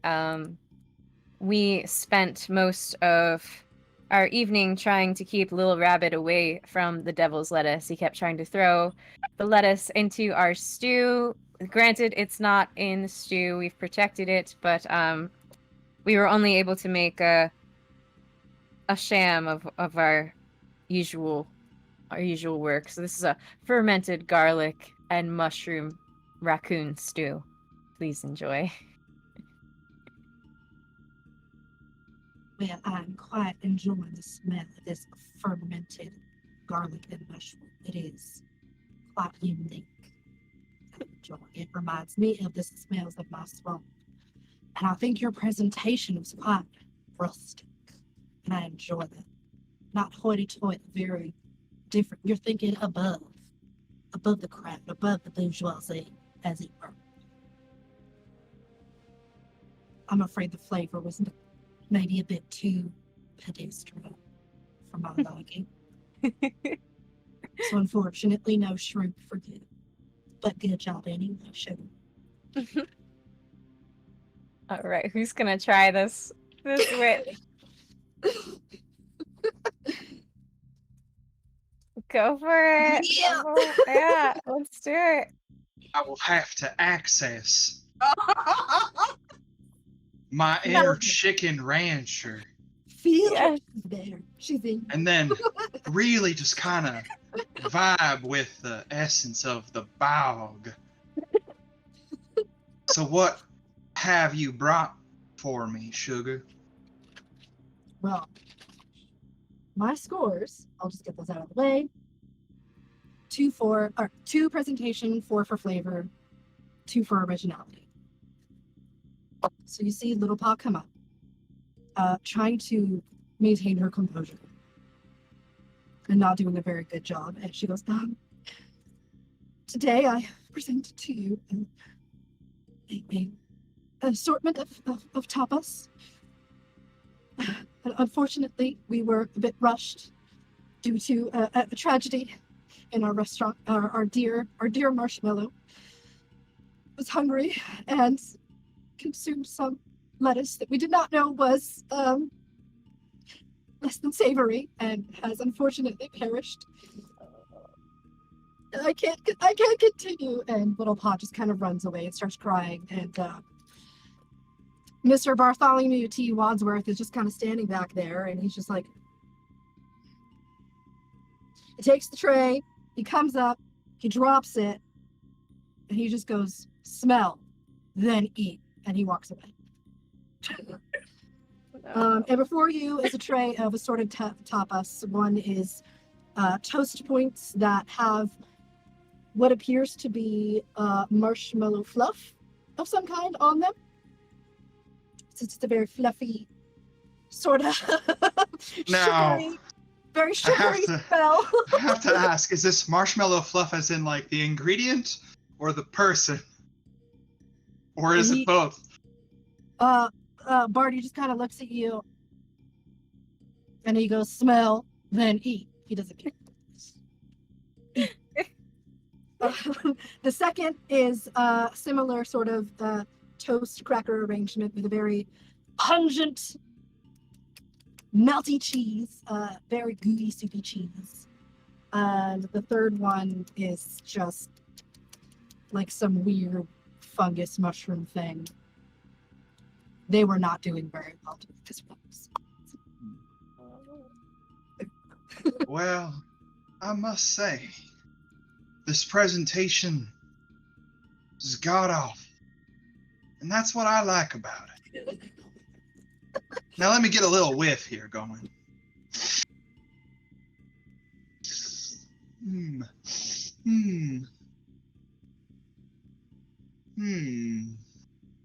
Did you use spices in this?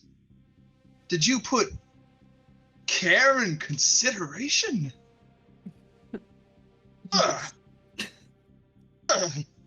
In my bog? In my bog? Oh, no. This can't do. I'm afraid I can't give you, despite your, I'm sure, tragic loss. I can't give you a shroom. This is simply too frou-frou for me. Barney just gives you like the most insane stink eye you've seen in your life, and it almost smells worse than the food. And he Now, just- next time, if you could have served me that on a plate, we might be talking about Shroom City walk for your away. team. Oh, Ah, slip. I love it. Shrooms. All right, y'all. We got 2 challenges left. Oh, I know. so I was debating between being Shallot Witch or this next guy. 'Cause for some reason, I feel like he's a Paul Hollywood type. I like that. Oh yeah. See, but if he's a Paul Hollywood type, how do they shake the hand? It's the horn. Yeah. It's the horn. It's the horn. He has to like lean down so that they can take it Mhm. and like shake it. Oh gosh. Could be a specific Oh. offering. Would you Take that rather part take off. this one, Manners, or I know that, or would you prefer me to take it? Because by process of elimination, I suppose we are the only 2 left. Although I Jem, Manners on the Jem, first one. I got the Jem. first one. I would love to see. Oh wait, no, it's Bandit, right? That we haven't seen. But also Jem. So Mhm. since I've Then been we the have a substitute shroom voice, I don't mind continuing to be a substitute voice. So, but I also wouldn't mind being Google Fruit. Bandit, do you have a preference? I'm down for whatever. Roll a die. Roll a die. Yeah. You don't have to do my I suggestion. rolled a Do 5. whatever's right in your heart for Google. Well, did What- we assign values Yeah. to it? Yeah, No. wait. It's high Bandit, number. Bandit, roll a die. High Okay. number. Bandit, roll a die. High number goes next. Character. Okay. Or high Sounds number good. is the Shrimp Lord. I got a 2. I got a 3. All right, I guess I'm Google Fruit then. It's Bandit. All right. All right, we're gonna Sweet. use this plastic die. The dense forest along the mountainside give off a dull green glow that can be seen from miles away at night. Unknown shrieks and growls pierce through the cold fog. Pockets of searing radiation turn to sub-zero temperatures at the summit. A perilous hike leads to the only known entrance of the cavernous shroom lair. Our judge, Google Fruit. Google is a massive mutated slug with a bad boy attitude. His thick coat of fuzz is always cultivating a new flavor through fermentation. It is rumored that Google and the Shroop Lord swap recipes each full moon. Love it. Harry Paul Hollywood. Yeah. Alrighty, and so for our shroom policy, we have a 4, which is triples odd. What does that mean? Oh. Does You that do mean have to get triples? ones, threes, or or It has to fives. be- Odd. No, ones, threes, or fives. But it Jeez. has It's to got to be triple. all Okay. ones, all threes, all fives. All I right. hate this. Yeah. And then dish theme. I'll roll for that. Sure. 5. Creepy Creepypasta. pasta. That's the Nice. best. Ooh. But then who was phone? Oh,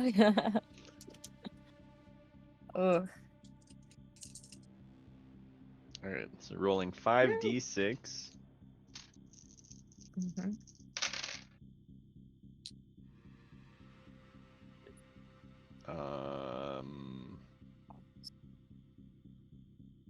What are my mutations again? I think I'm Your gonna do... dead mutations, or I have no one your dead yet. mutations. Yeah, my mutations. Oh, somebody's dying this round on my team. Fuck. um. Yeah. Sergio's knife fingers. We're using it again.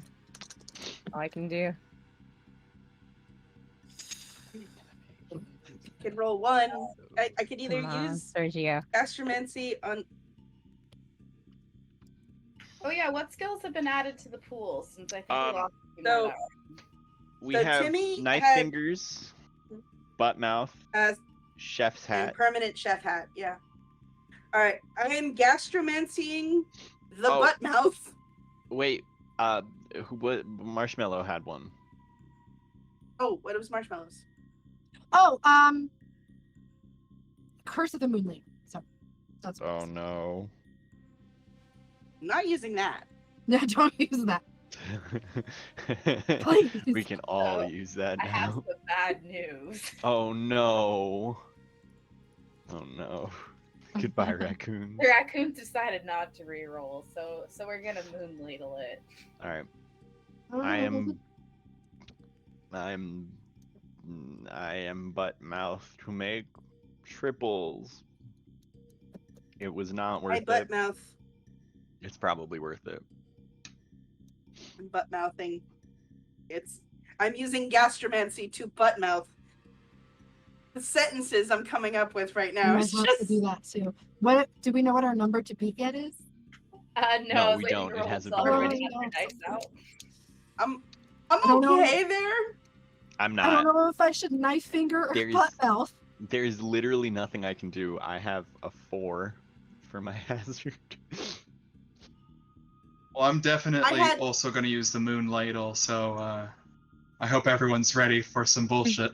No. Oh no, No. you're gonna give us a 6, First which the is next Moonlightle. challenge can't use mutations. That's evil. That's the last challenge. Ha! Knife- I'm Ha, knife- ha. Wait, did they already roll for the hazard? No. I'm No, knife not fingering. yet, not yet. Okay. We're Knife just fingering. trying to make each other Yeah. anxious about it. The raccoons learned their lesson the first round. I rolled so poorly this round. Alrighty, are we ready for our hazard? No. No. Ready. Oh, okay. Good.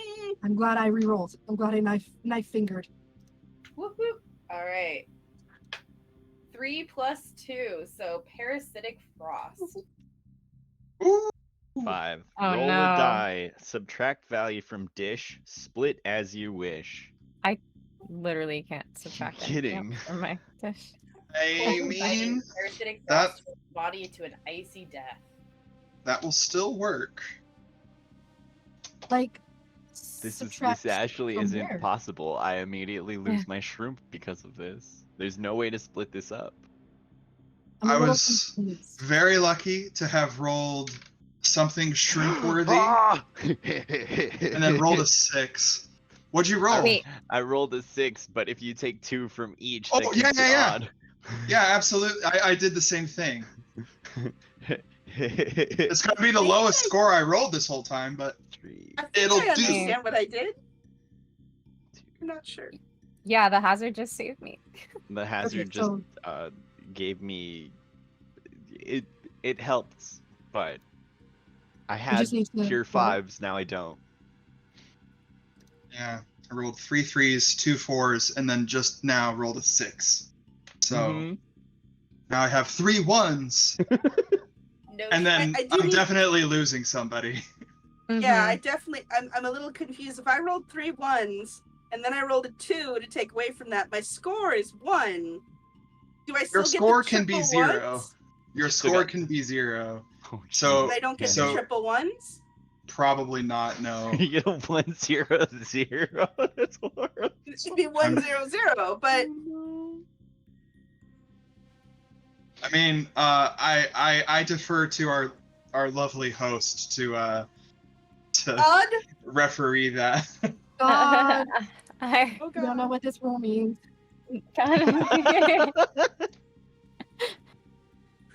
I think whatever we think makes the most sense. So this is an example of a thing with the game that we need to make an interpretation on, I think, as our group. What do we think? I I'd love how argue you're funny zeros sound, but I don't want to do that to anyone. Well, I'd I'm argue. inclined it's like, to agree. I feel like also it kind of sucks to roll like the worst possible thing, and then the game figures Get out a way more to make it taken away. even worse. So I So should we I could just see say an that- argument that it's just still all 1s, but Maybe you don't get a shrimp. That's the argument, is that if I don't have Is- all ones, then I don't get a Alright. shrimp. So then I not only have a dish score of 1, I get no shrimp. I think one. I'm in the camp of voting that you can't go below a 1. I'm in the camp of that. I think that's fair, and I think it sets a nice precedent for the future. Because you've already also So- lost two people. Like, Correct. Well, the lowest score you can get on any dish originally without any modifiers is 3. You mhm. get 3 ones, right? Yeah. So you can't. It'd be very hard to go below 1 without a bunch of modifiers. But in this Yeah. one, it's like, Yeah. cool, the dish score is 1, but I still had 3 ones originally. I'm more arguing for the shrimp than I am for the score of the Mhm. dish, because I Mhm. already clearly didn't care about the score of the dish for this one. No, for sure. Listen, we all love being player advocates. We're not Mm. rules lawyers. We're We're here to have player fun. advocates. Mhm. All right. Well, I'll leave it to the judge when it's time. Oh, melty mountain. Google gobble. Anyway,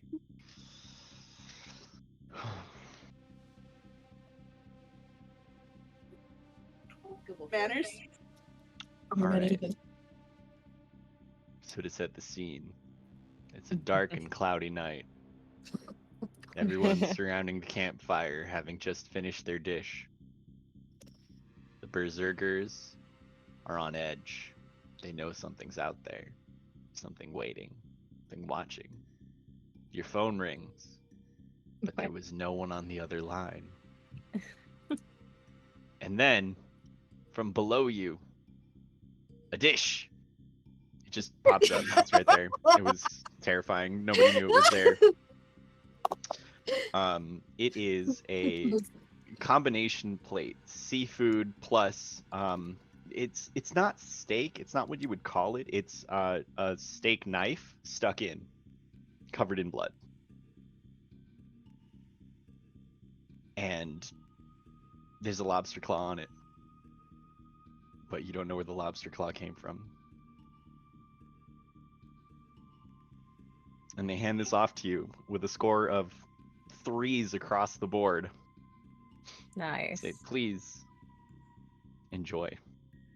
But look out for the rest of the lobster. I mean, if the claws are removed. No, just one. Google looks down at the plate and flips his non-existent bangs out of the way. I guess I'll try this. Just takes the knife and shoves the chunk of meat in his mouth, chewing aggressively.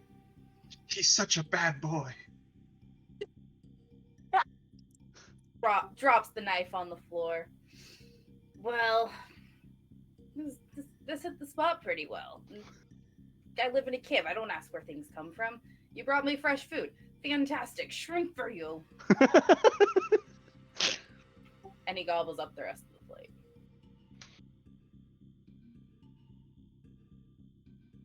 Oof.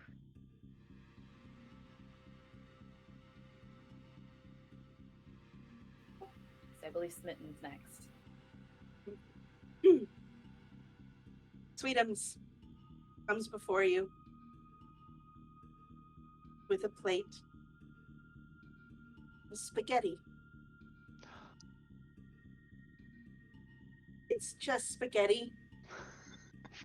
He puts it in front of you. It's cold spaghetti.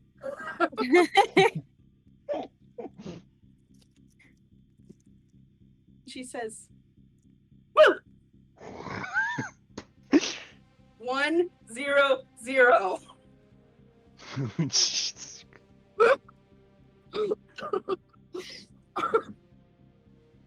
Oh my Looks gosh. threateningly at the plate.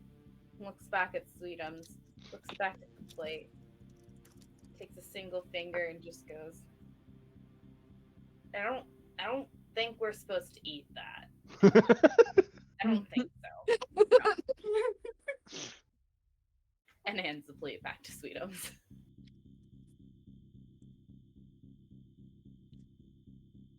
I hazard score of 11, by the way. It was Wow. a close call. Oh, I fucking forgot that one of mine died.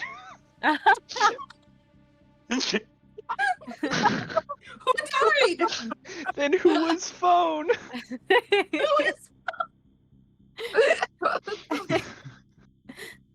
Seriously, who died? Smash died. Oh, No. Oh. What was Smash's Smash's power? He was the hat. Uh, All right, so we have two chef's hats in the graveyard. So Google fruit. Do I get a shrimp or no shrimp? You said 100, right? Mhm. No shroom. No shrimp. no. Necessary for She's shroom. such a bad boy. Everybody collectively swoons. He pretends like he doesn't. Google. Oh, Google. Those eyes. That's the real scary creepypasta. I believe Bumble's next on the. Yeah. So, a little bit out of their comfort zone. I mean, Google Fruit is such a huge influence for all of them. They're swooning, all two of them, as they wheel out a very familiar looking pot. And they sort of get nervous and stammer as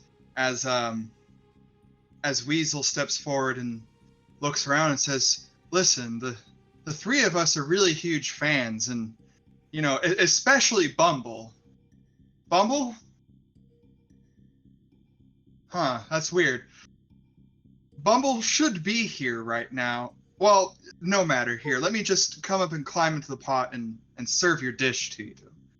And as Weasel is sort of stirring the pot, you know, it starts to, you hear like the sounds of something really heavy occasionally, like sloshing the whole mixture.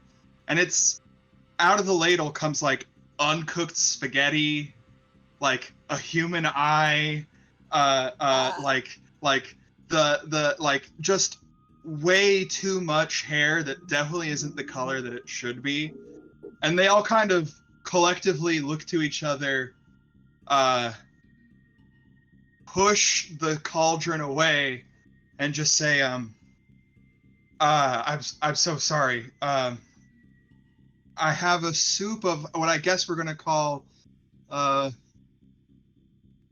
Bumble ravioli. We're so sorry, and passes it up to you as it's a score of ones across the board. And Bumble is dead. Again, don't name characters after yourself in the thing. But Bumble's no longer with us. No. And just as a frozen corpse in the Shrek cauldron. Oh, Google will take the bowl as like a hand just floats around in it. And just goes. Well, not the best I've had, but not the worst I've had today either. I guess you can have a shroom, mostly because I feel bad for you, but it's edible. We'll, You can go in we'll- and out. Nobody further needs to die for it. We'll take your pity, Shroom, and maybe next time we can do a better job for you. Oh God, you're so cool. They skedaddle. And I think Little Paw's next. What was Bumble's mutation? Bumble's mutation was the curse of the moon ladle. So Bumble was also partially responsible for Bumble's death, which, so funny. you know, as Bumble, it feels pretty appropriate. You could have just not added another point. You know, you are right. No. we are sometimes our own worst enemies, aren't we? It's true. It's true. Shit. Okay. Right here. Yeah. All right. So scores, I got a 1 on presentation, 4 on flavor, and 2 on originality because I had to take 2 points away. So I took it from there.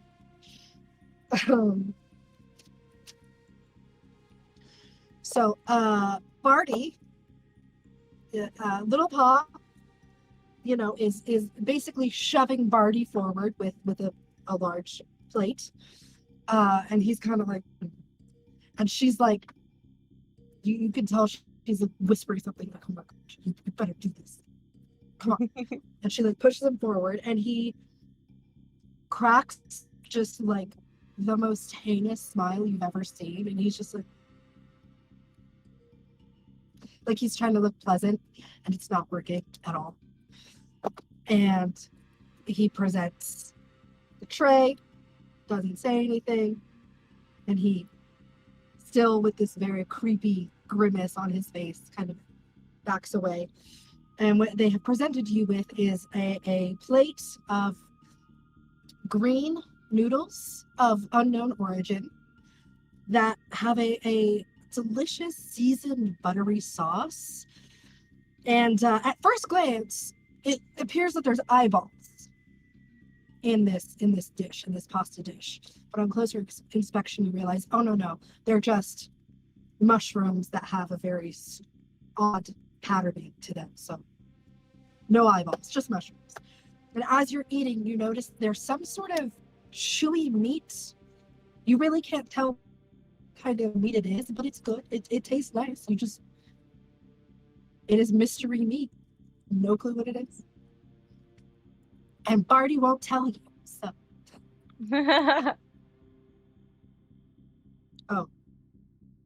and we got an 11 on the hazard. So I don't know. I think we were I don't know. We were inside the parasitic frost and touches. Nice. Too busy cooking. You're close to the Yeah, fire. too busy. We were up all night making this dish. We didn't even know it was that. Google looks at the dish with concern, but starts to eat it. You know, this reminds me of my mom's cooking, because she told us not to question where anything came from and just eat it. And that's a very appropriate way to handle this dish. Delicious! Pretty original, but you could do a little better on how you present your food. Make it pretty. There's not a lot of light in here. The flame works in your favor. But no shroom. But delicious otherwise. Thank you, Google.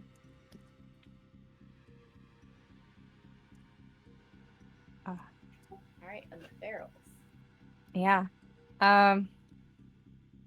So this time, Lil Rabbit walks forward, surrounded by crying cactus gnomes.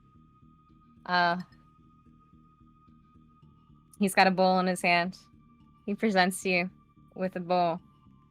Yo, dude, that wasn't cool. That cold, the hike up here, that wasn't cool, man. Enjoy your ramen.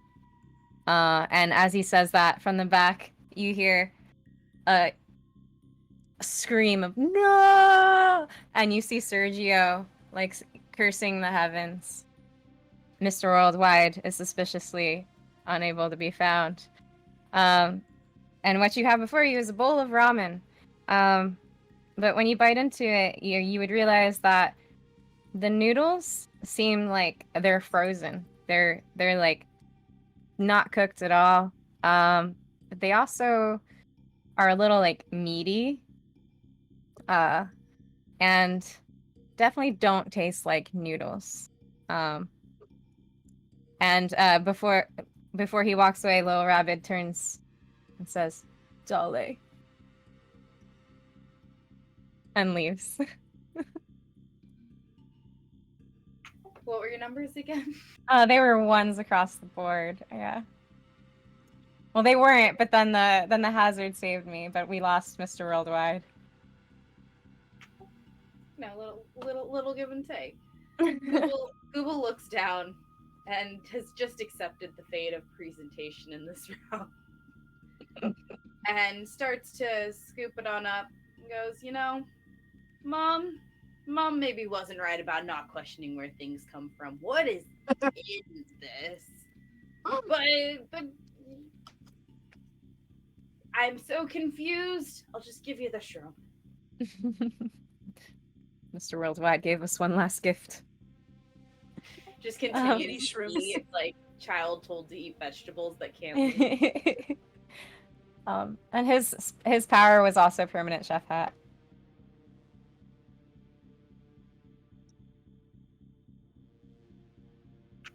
All right. Do you want to take over again, Bumble? Just let me I don't know how to be cool, so we'll but yeah, no, we'll Doubt get it. we'll get there. All So- right. What have you brought for me? Bob, very proud of the outcomes of using his skills, comes forward with yet another trash can lid because these raccoons have learned nothing about presentation during this competition. It is covered with a pile of what looks like linguine, but you're not quite sure what the sauce on that might be. And you're figuring out it's best not to ask the raccoons any questions because they won't give you the answer you want. But as Google goes to move the food, he does see that there is a solid raccoon tail just underneath the pile of linguine. And Bob stands there, hands on hip, looking very, very proud of his 2 for presentation, 6 for flavor, and 4 for originality dish. I gotta say, I thought there were more of you. But no matter, this looks like one of the best dishes I've been handed all day. Now let's see if the flavor matches.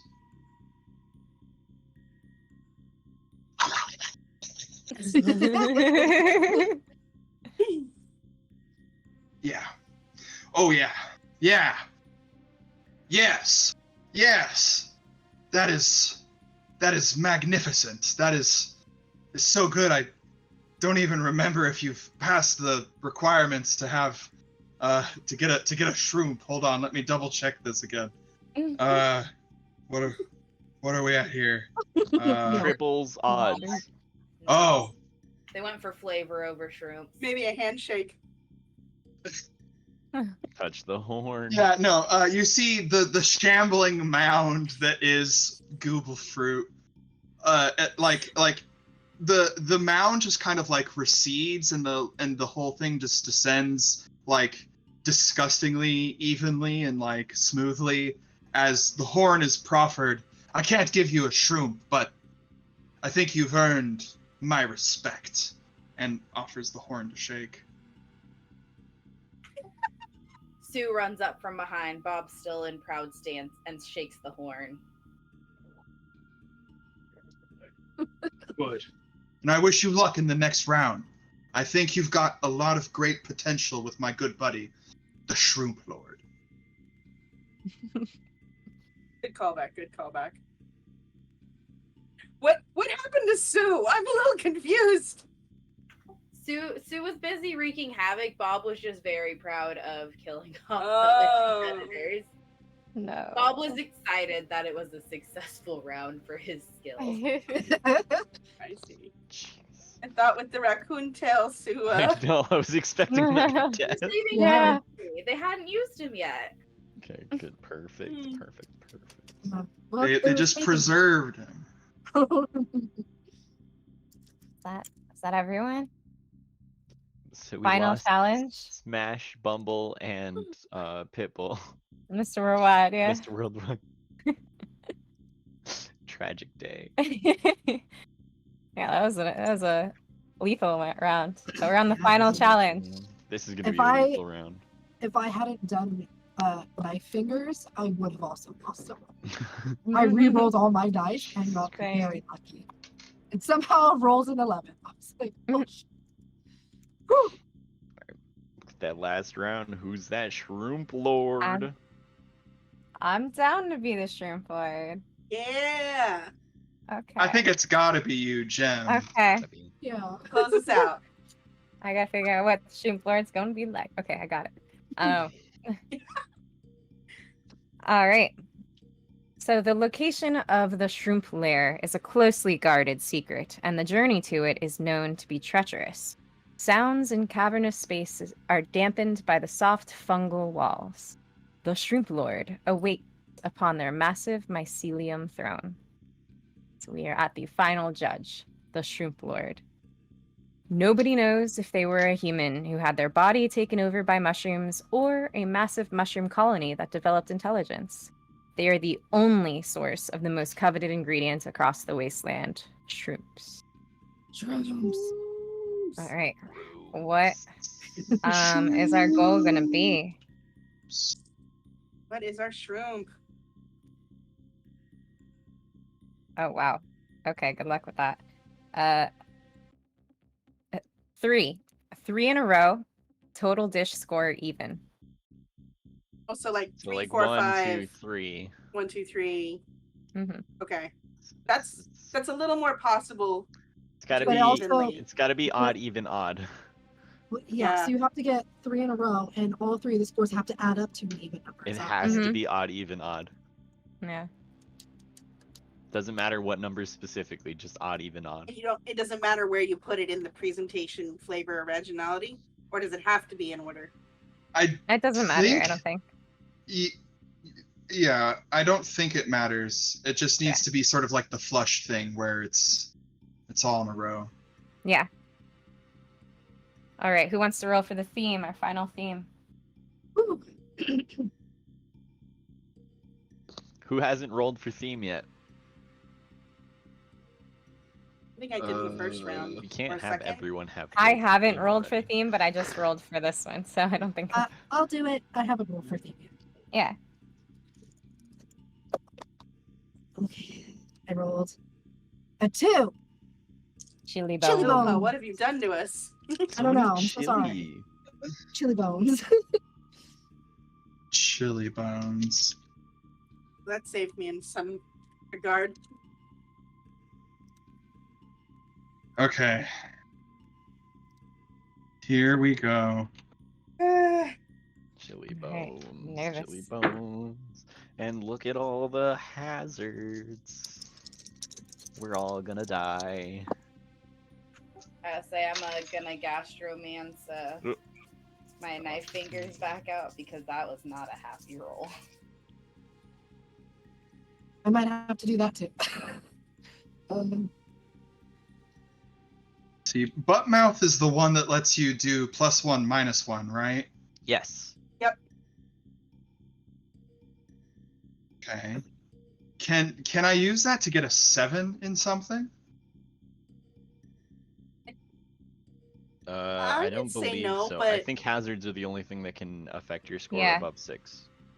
Yeah, I think so. Okay. I think I need gastromancy, but I can't decide what because this is not a score that's gonna work. Awesome.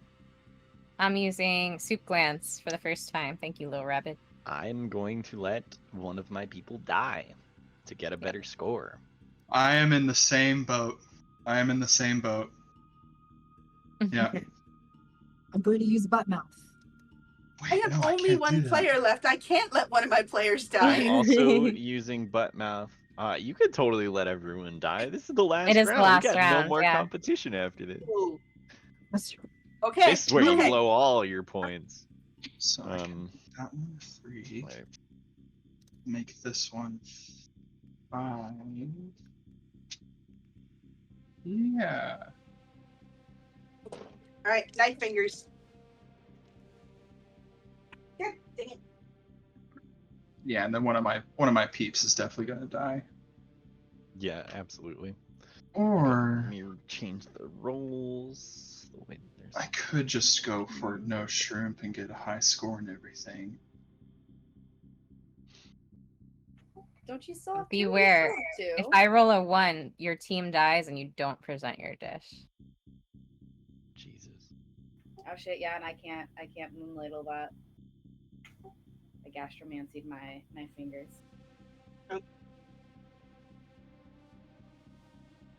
You're a monster for telling us. Mm, I don't read things before I decide Can you whether or roll not a to try 4 to screw plus? roll. Just like a 4 or 5 or 6, please. I think I've decided I'm not going to get a shroom. I'm just going to get a really high score and hope that I get bonus shrooms. I think that's going to be my strategy. I think that's what we're gonna A have to do. 3, a 3 gives us score 1 in all categories. So. That would make me very sad after doing what I'm doing. But then again, so would a 1. Everything would. There are so many things that would make me sad that we could happen. Oh man. mhm. Yeah. Oh god, two would also be bad. Roll. Two Someone would be roll much less exactly a bad, though. 5. Roll exactly a 5, and I I'll be know. happy. No. Prove it. All right. Are we ready Come for on, me to Jen. roll the I need a Come on, hazard? three. Shroom I need a Lord. 3. Shroom Lord, Three. Shroom Lord, Three, Shroom Lord, three, I'm Shroom three. so Lord, ready. Lord, Shroom Lord. Wait. Am I waiting? Who's waiting? No, I'm Oh, just no. Go for it. Did anybody do the curse of the moon ladle? No, No? Okay. don't No. you dare. All right. Not rolling. I butt mouthed. Actually, somebody using the curse would have been fantastic right now. Well, I got a 2. Would you lay that on me, Ricky Bobby? Mine scores. Swap 2 dish dice with 2 hazard dice. I gotta What does that figure out if mean? there's a way to do this. If I rolled over that, I'm for my okay with hazard, I that. don't need to do that, right? I'm okay with that. If I swap Oh, my we're 4 supposed and to- my 5 for my 2 and my 4, I keep a sequence, but it doesn't stay even at the end of it. Mm-hmm. I swapped a Okay. 4 and a 5 for a 5 and a 5, so Nope. I lost my So- shrimp here. I didn't We even- have to swap them. Does that mean I'm confused? If you have strategy under, is still maintained, but if you have under 8 in your hazard, dang. If I swap them and my hazard goes above 8, do I live? Oh, wait. Okay, no, I'm good. I got a You 9. only have to swap them if you get under the hazard number, right? Yes, yeah. Okay. Okay, cool. I'm good. my Golden. hazard was bad. I got a 9. I used butt mouth, so I subtracted one of my dish scores, and I upped one of my hazard. Yeah. Shit. It worked Okay. out. Barely. I wasn't gonna get the shrimp to begin with, so I haven't gotten a single shrimp yet, Oh my goodness. so well, I then you had can't to. lose the shrimp. I had to make sure I got one this time. Dang. Ugh. Well, I didn't get Chili That's- bones. that's But all right. damn. Who do I Yeah, want and to so I survive? suppose if we swap, that means that we don't get to suddenly resurrect the person who died, right? No, Mm-mm. they are dead. Goodbye. Well, shit.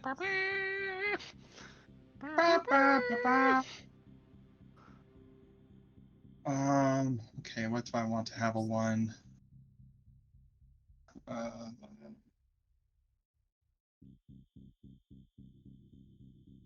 Should we start with the presenting? Not yet. Not yet. I will start being Shrimp Lord in a second. Okay. Math. Now I want to call it Shrimp Lord. Shrimp lard. Oh wait, so what did the mind spores do? Yeah, The what? the mind spores. What do you Read mean the the mind- hazard. Oh yeah. I got so distracted by losing one of my people.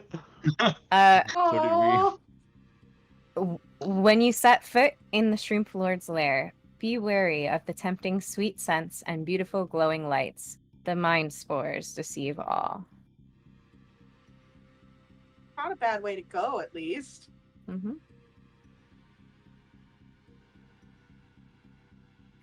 Their ghosts are just hanging out with the double lettuce victims.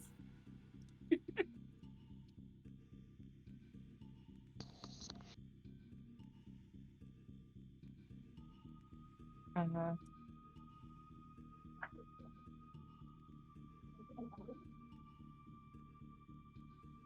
I'm almost ready. Join us. Yeah. One of us. One of us. Google fruit. Google fruit.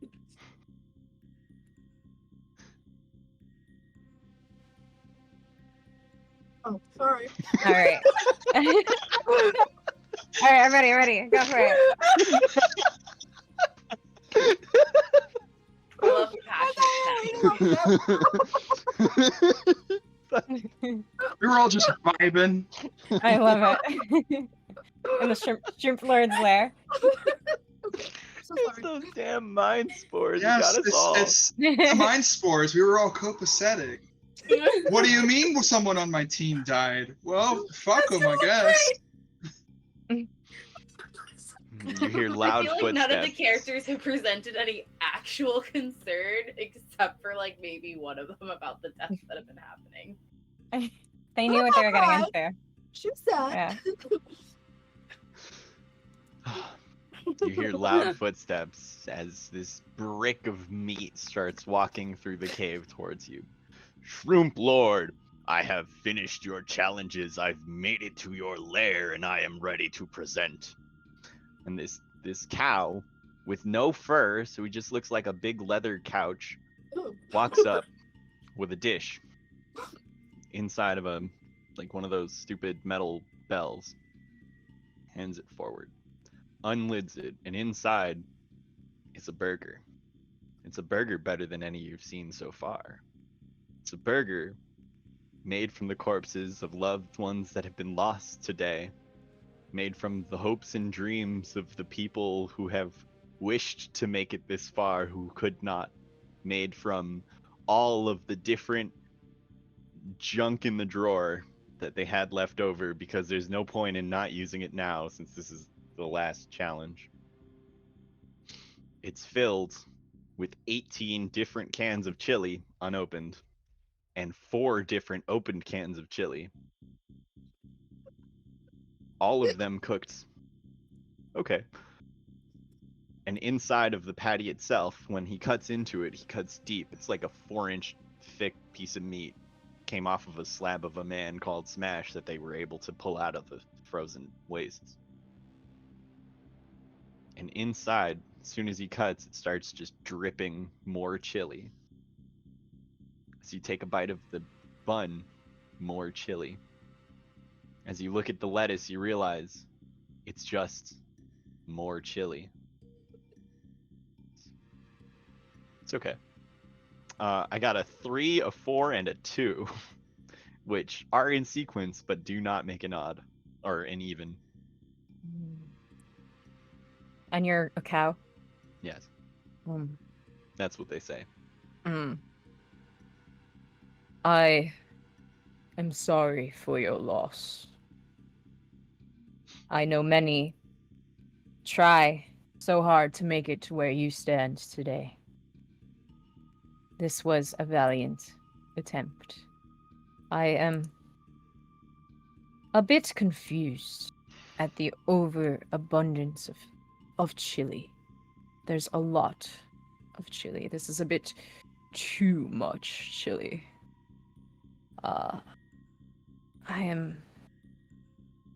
It does taste fine. It's fine. But it's not really hitting with me. I'm sorry. You do not get one of my children today. Thank you, chef. Try again next year. Next century.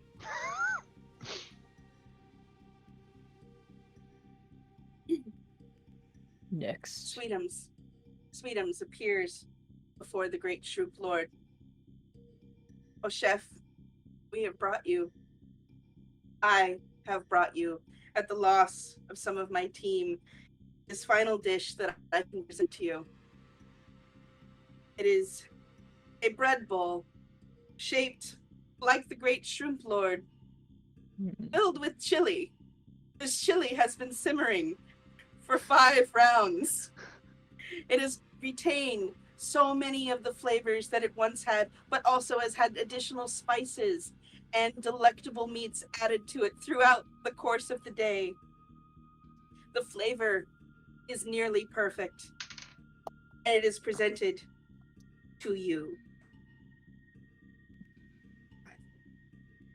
I'm sorry, what were your scores?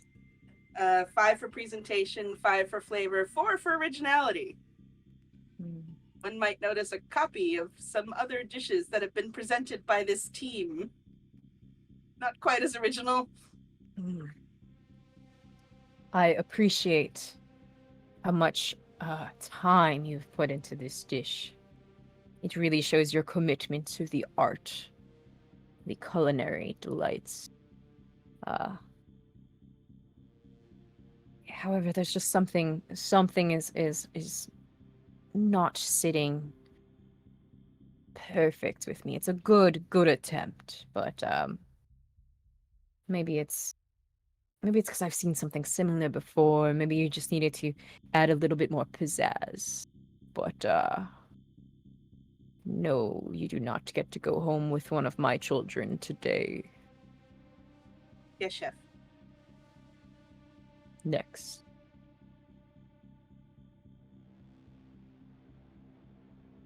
So,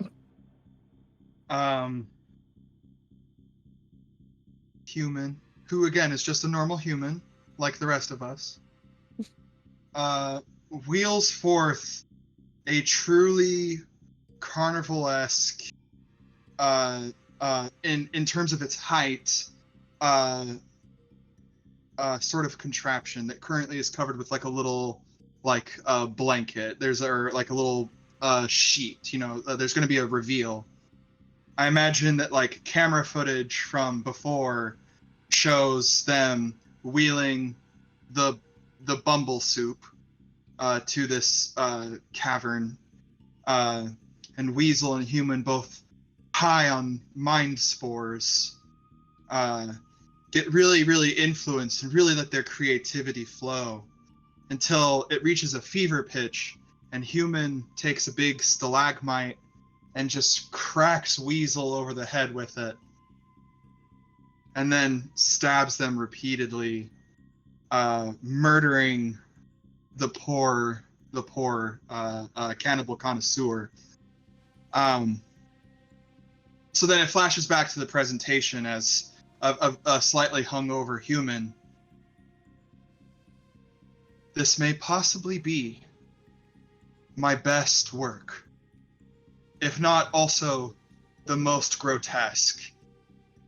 And they throw off the sheet as there's a sort of weird, those sorts of like carnival rides where it's all those swings that are sort of set to go around really fast.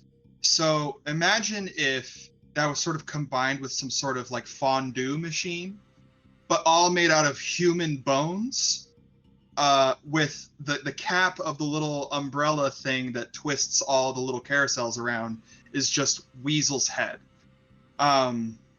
Each of the little seats of the swing are filled with a different kind of chili. And down from the sort of umbrella thing, which I'm assuming is going to be made out of like a rib cage or something, is even more chili. It's just sort of like a hearty, cheesy, very, very spicy chili. And Human just sort of bows and says, "This is our pièce de résistance, the Weasel Carnival." And then sort of backs away. The scores I got, by the way, were 1 in presentation and a 6 in flavor and a 6 in originality. And Human just prostrates themselves before the Shroomp Lord. I have never seen anything quite like this before. It is definitely the most unique taste. Delicious, that spice on that chili. Perfect.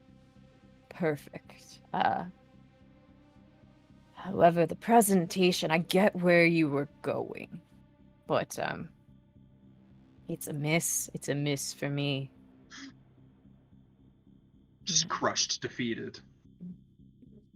Please Bows keep lower. cooking. But work on that presentation. But you do not get one of my children today.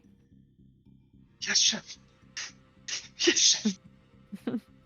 and wheels the grotesquerie away. Next.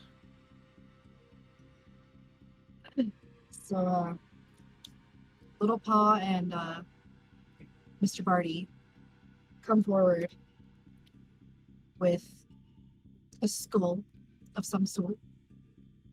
Might be human, but it's a little deformed. Doesn't seem like it could be. It is a skull of some kind. And it is filled with just bubbling, gurgling, awful looking chili. It almost sounds like it's farting because of how it's bubbling. It's a little odd. The presentation, it seems that the loss of marshmallow has really affected the remaining members of the restaurant. And Little Paw presents it to you and says, "This is our 21 gun salute chili. It has 7 different kinds of beans, 7 different kinds of meat-like product, and 7 different kinds of questionable wasteland vegetables. It has been seasoned to all hell with just everything they could find. They quite literally put everything into this chili. All the types of seasonings, as well as there's just some bones floating around for the extra, that bone marrow flavor. Honestly, there's so much in there that it's like too much. There's too much good. It's just And what were your scores? 1 for presentation, 2 for flavor, and 3 for original. Nice. Something I can appreciate, Little Paww, sorry, is the collection of many different things, especially in this scarce wasteland that we live in. I can tell you've really put a lot of time and effort into this menagerie Thank you, sure. Thank you. of a chili.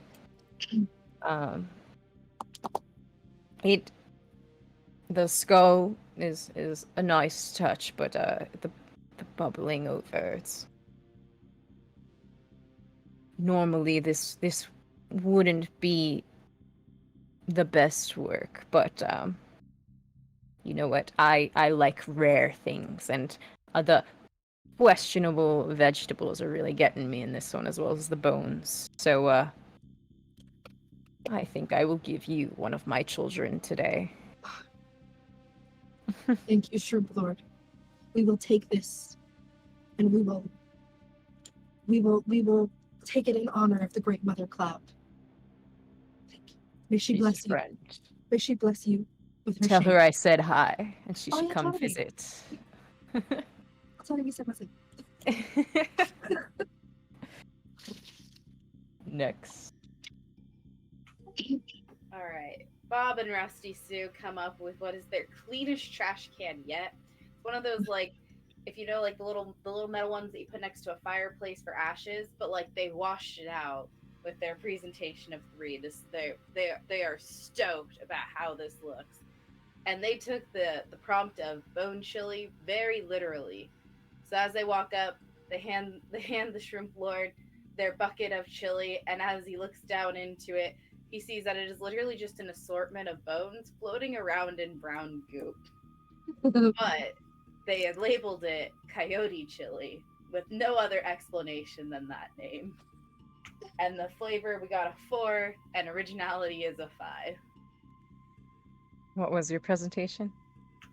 In a small trash can that they actually cleaned out this time, and was Wow. a 3. Is that? Yeah, 3, 4, 5. Mm-hmm. Okay. I have heard tales of your previous works along this path before you reached me, little raccoons. I appreciate the change you've made to the presentation. It really shows growth mindset. And This is pretty good. This is pretty good. I'm impressed. You get one of my children today. They dance a happy shroom dance. All right. Last one's up. Mm-hmm. Would you like me to do the honors, Gem? Sure. If you want, anyone can be. Shrimp Lord, Shrimp Lord. Shroom Lord, Shroom Lord, Lord, Shroom Lord, Lord, Lord, Lord, shroom, Shroom Lord, shroom, Lord, Lord, shroom. Shroom Lord, Lord, Lord. Lord. I won't mind doing it, but I also don't want to step on any toes. So if somebody else wants to do it, I don't mind. You have been You've killing been a it great with the uptake. Yeah. You're Yeah. I'm gonna Yeah, say you've been a great you're our substitute substitute voice. judge. Okay. Let me Alright. see what you have got. All right. So, where's my notes? Right. All right. Give me a second.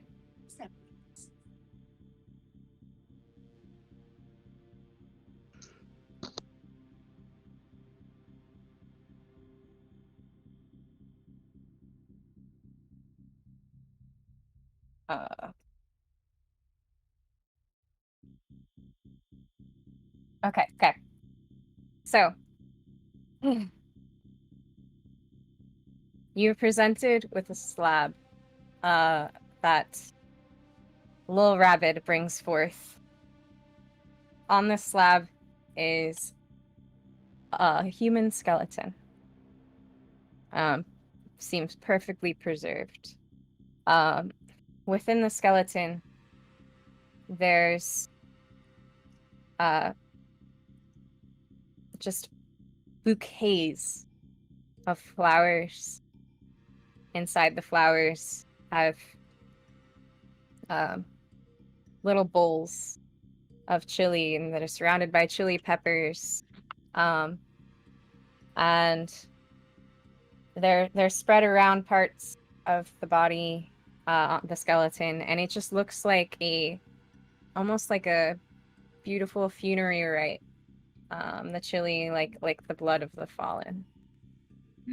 And Little Rabbit steps forward, surrounded on both sides by cactus gnomes carrying utensils. They start dropping a beat. And Little Rabbit says, "In the rhythm of the lost, we find our own. Chili bones simmer in a world overthrown. Mr. Worldwide beats are gone, and I moan. Sergio's recipe in our hearts a throne. Lost in the rhythm, echoes of the past. Pitbull's gone, but his beats forever last. Sergio's in the kitchen, culinary blast. Cooking up dreams that faded too fast."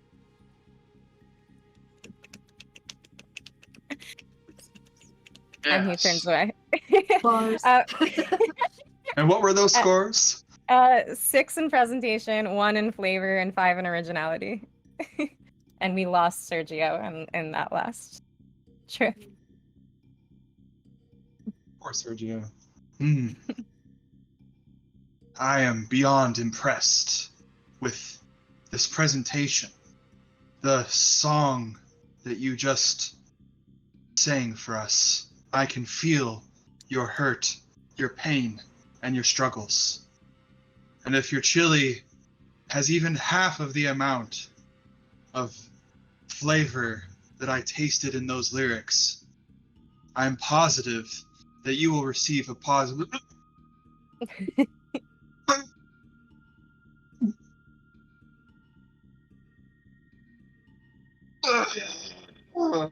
He's the bus boy.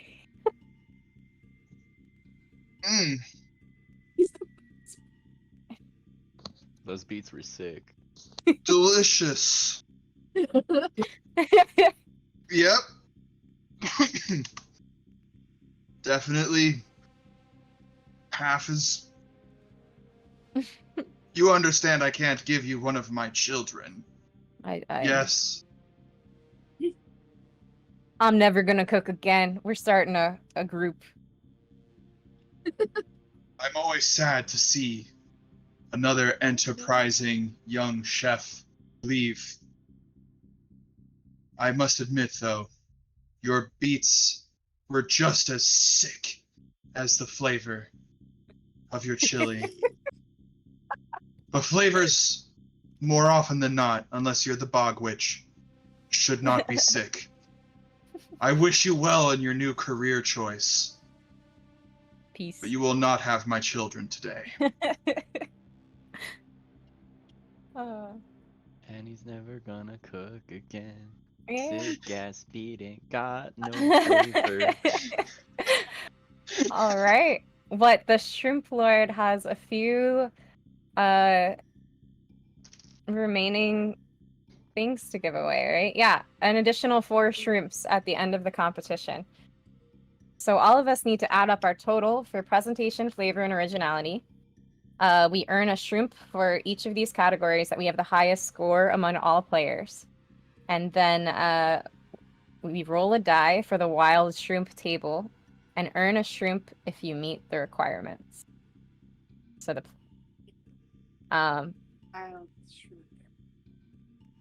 we can start by highest score and then we'll roll for the wild shrimp. So Okay. presentation, I'll go first. I have a 16. Did anyone beat a 16? Jesus. 17. Whoa! 17. He's got a Dang. 13. You get the Nice. shrimp for presentation. Flavor. I'm pretty Uh, sure my team has this one at 22. Are you sure? Oh, Does yeah. that actually beat a Whoa. 14? Or are you making things up? 21. 22. 18. Dang. I got a People 21. had flavor. Man! I tied you at 20. 22. So then Oh, I what think has we happened both to get the it. tie? I think we both get it if there's a tie. I I think there was a remember roll-off. they'd put a tie in like the example paragraph, and both people get the shrimp in case of a tie. I think at a game end it says if there's a tie, each player rolls a single die in a sudden death cook-off. Yep. Highest wins. So this is for flavor. Oh god. Oh no, which one's feeling the luckiest? Well, I say Okay. one die just dropped into the abyss, so it doesn't exist anymore. Okay. I feel like we got to do this at the same time. I got it too, so. I got a 4. It was well fought. I will not Nice. complain about getting the shrimp in this category. So that was for flavor. Yeah. Yeah. It's nuts. Original. We had a 22. We had 2 22s and a Nuts. 21. That's insane. Nuts. I didn't even break 15 for 2 of my scores. Yeah, no, I got a 19. Everything in a flavor. 50. Okay, the last one you said you got a 19? I also have 19. On originality, I also had a 9. I also had a 19. That's not very original of any of you. No. Wait, I got a Did 16. anyone beat a 19 or do we have to do a I roll think off? we have to do Three-way a. tie. I think we have to do a Okay. 3-way roll off. 3-way Let's tie. do this. I'll use the same one. 5! Oh, It's a 5. It's a 2. I got a 2 with Gem. It's a 2. ah, The 5 wins. Nice, Take it. nice. All right, now are we rolling on that wild table to see who gets somebody's that last got to one? roll. Who never got to roll? Oh, I think Bumble, because you didn't actually I like roll. lead a judge. Yes, I say do the No. wild. All right, thank you for giving me this honor. I can't wait to screw myself over with my own dice roll. Wild shrimp. Here we go. I'm using my big chonky boy here. Yeah. That is that is a 6. Most ones Most amongst ones your dishes. You get the consolation shrimp. I have I only had 1 4. 1. I I have have- 4 ones. I have Oh, wait, 4 no. ones. I You have have 5? 0 ones. I If had no one has 0 more than ones. 5, I think Gem has it. Jim Ah! has it. Gem gets the consolation shrimp. Consolation shrimp. Incredible. All right, hell yeah. So total up your shrimps. Most shrimp is declared the winner. I have 5. I have 1. Oh, No way. Bumble! You are crowned. Congratulations. It's always Your great to be sacrifice. told off by the Shroom Lord himself, and then And then win anyway. win Still the whole win. competition. Yeah. It's because you schmoozed all the other judges. And, it's true. It's true. I sort of understood them on a level that was a little. Hold on. You didn't lead as a judge the entire time. You were guest judge the entire time and managed to schmooze 5 shrooms from everyone except the Shrimp Lord. I smell something fishy Incredible. around here. It ain't the Yeah. Bog Witch. I mean, until the Shroom player, I was able to get a Shroom for each of the That's each of the crazy. courses, and then got Incredible. and then the roll off I got for flavor was what set me over the edge. So That's true. hell yeah, I get to represent my tribe, Yay! the Exquisite Corpse. Yes, yes. I can't wait to tell Weasel that I had my roommate human kill them. Violently murdered them and turned them into chili. We've murdered everyone, turned Into them all a into chili chili. carousel. Yeah, into Yeah. a chili carnival. Terrible. That is so good. terrible. Uh, Oh, Red it's so Rabbit, you good. gotta make a death cap for this. that's true. We have to make a cap for Yeah. Absolutely. Thank you so much, Jem. Yeah, The this Red was so much Rabbit. fun. Like this was awesome. This was so much fun. Yeah, I can't wait to run this by myself. Yeah. This is such a silly game. Yeah. Good. It's so Um, good. So fun. Honestly, It like reminds me- someone needs to bring this to Wasteland next year. Oh, Definitely. 100%. It'd be Yeah. great if we could even like act it out as best as possible. It would be Uh-huh. Yeah, so. we're gonna get it would three be so people nuts. dedicated judges. I mean, dumpster That would divers be always have games. If you make Yeah. me aware of them, I'll print them out for up there. Yes, Yeah. There's- So Hell yeah. in the past, in the last 2 years at least, I want to say it's the Bombers. I can't remember exactly which tribe it is, but the last 2 years there's actually been an Iron Chef Wasteland yeah. competition. Yeah, And we 3 years ago, the Mushroom Cloud Lounge actually hosted it. That's That true. was the unofficial first one that Yeah. was started by Rodin. But that was the Rusty Iron Spatula competition. So you I could love that. absolutely generate interest in this and actually get some people to come The make Shrimp some Lord. stuff. Yeah, I love it.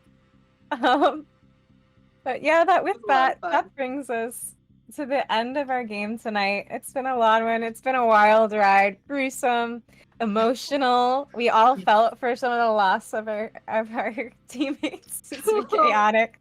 Poor Marshmallow. Poor marshmallow. Yeah, the post-apocalyptic cooking adventure was wonderful. But before we go, I just want to thank all of the guests in the cafe tonight. Let's go around one more time. Is there anything you want to plug? Where can we catch you next? Where can we catch your socials? Drop it now, and we'll start with Manners. Hi, I'm Victor or Fragawump. I'm Manners in the Wasteland, but Frag everywhere else. I'm gonna be doing more streaming throughout the year eventually, so hopefully you catch me there. But if not, no worries. All right, and Hi. Smitten. I am Katie. I am smitten so far with Wasteland. I am KatsPaw out at Neo, and at both we're trying a new system called the Intro Vault, where we help introverts make their way into Wasteland and Neotropolis and get to know all the different things that you can do out there, different people. So look up the social media for the Intro Vault. Love that. Oh yeah. I've been Bumble. I can also sometimes be damage control. And out here in the real world, I'm Jessica Joyce. My tribe X Corps, we host events in the Los Angeles area quite a lot. Our next one, as far as I'm aware, I hope Daddy doesn't kill me for getting this wrong. October 20th at the North End of Hollywood, we're having a big in-person Wasteland decompression event, which is also my birthday. So Come, make me blush. Come in your wasteland gear. Come get some drinks. Come dance. Come have fun. We can all share stories, and also you can poke fun at the affianced couple and make them blush too. Thank you so much for having me. Yeah. Awesome. All right. Hello, goodbye. I am Linzy, known as Little Paww in the Wastes, and at Neo, I am Nova Phoenix, and I co-run Rule 34 in the back door out at Neo. Let's see, what do I have going on? Just a lot of events that I attend. My birthday is also this month, the 30th. We'll be doing a lot of things to celebrate that. Possibly we'll be attending Anime San Diego in November. We'll see. And hopefully soon I'll be getting my Twitch stream up and going again. But yeah. Who knows? Bandit, take it away. And I'm Bandit. I am part of Dumpster Dive. That is my big project for the events this year. We run tabletop gaming, so if you're ever at the event and want to play some tabletop games or get out of the sun, that's what we're there for. Otherwise, my next event is planning to be Uncle Zeke's Nuclear Winter, which if you have an invite to it, we will be running plenty of shit, and it is my birthday on that event weekend, so there will be lots of shenanigans. I'm already talking to their leader about doing all sorts of nonsense, so if you're there, come catch us, because we'll have plenty to do.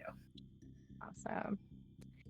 And I am Red Rabbit in the Wastes, Gem, mostly everywhere, Neo Playmate, and where can you catch me? You can catch me everywhere at GoodBerry.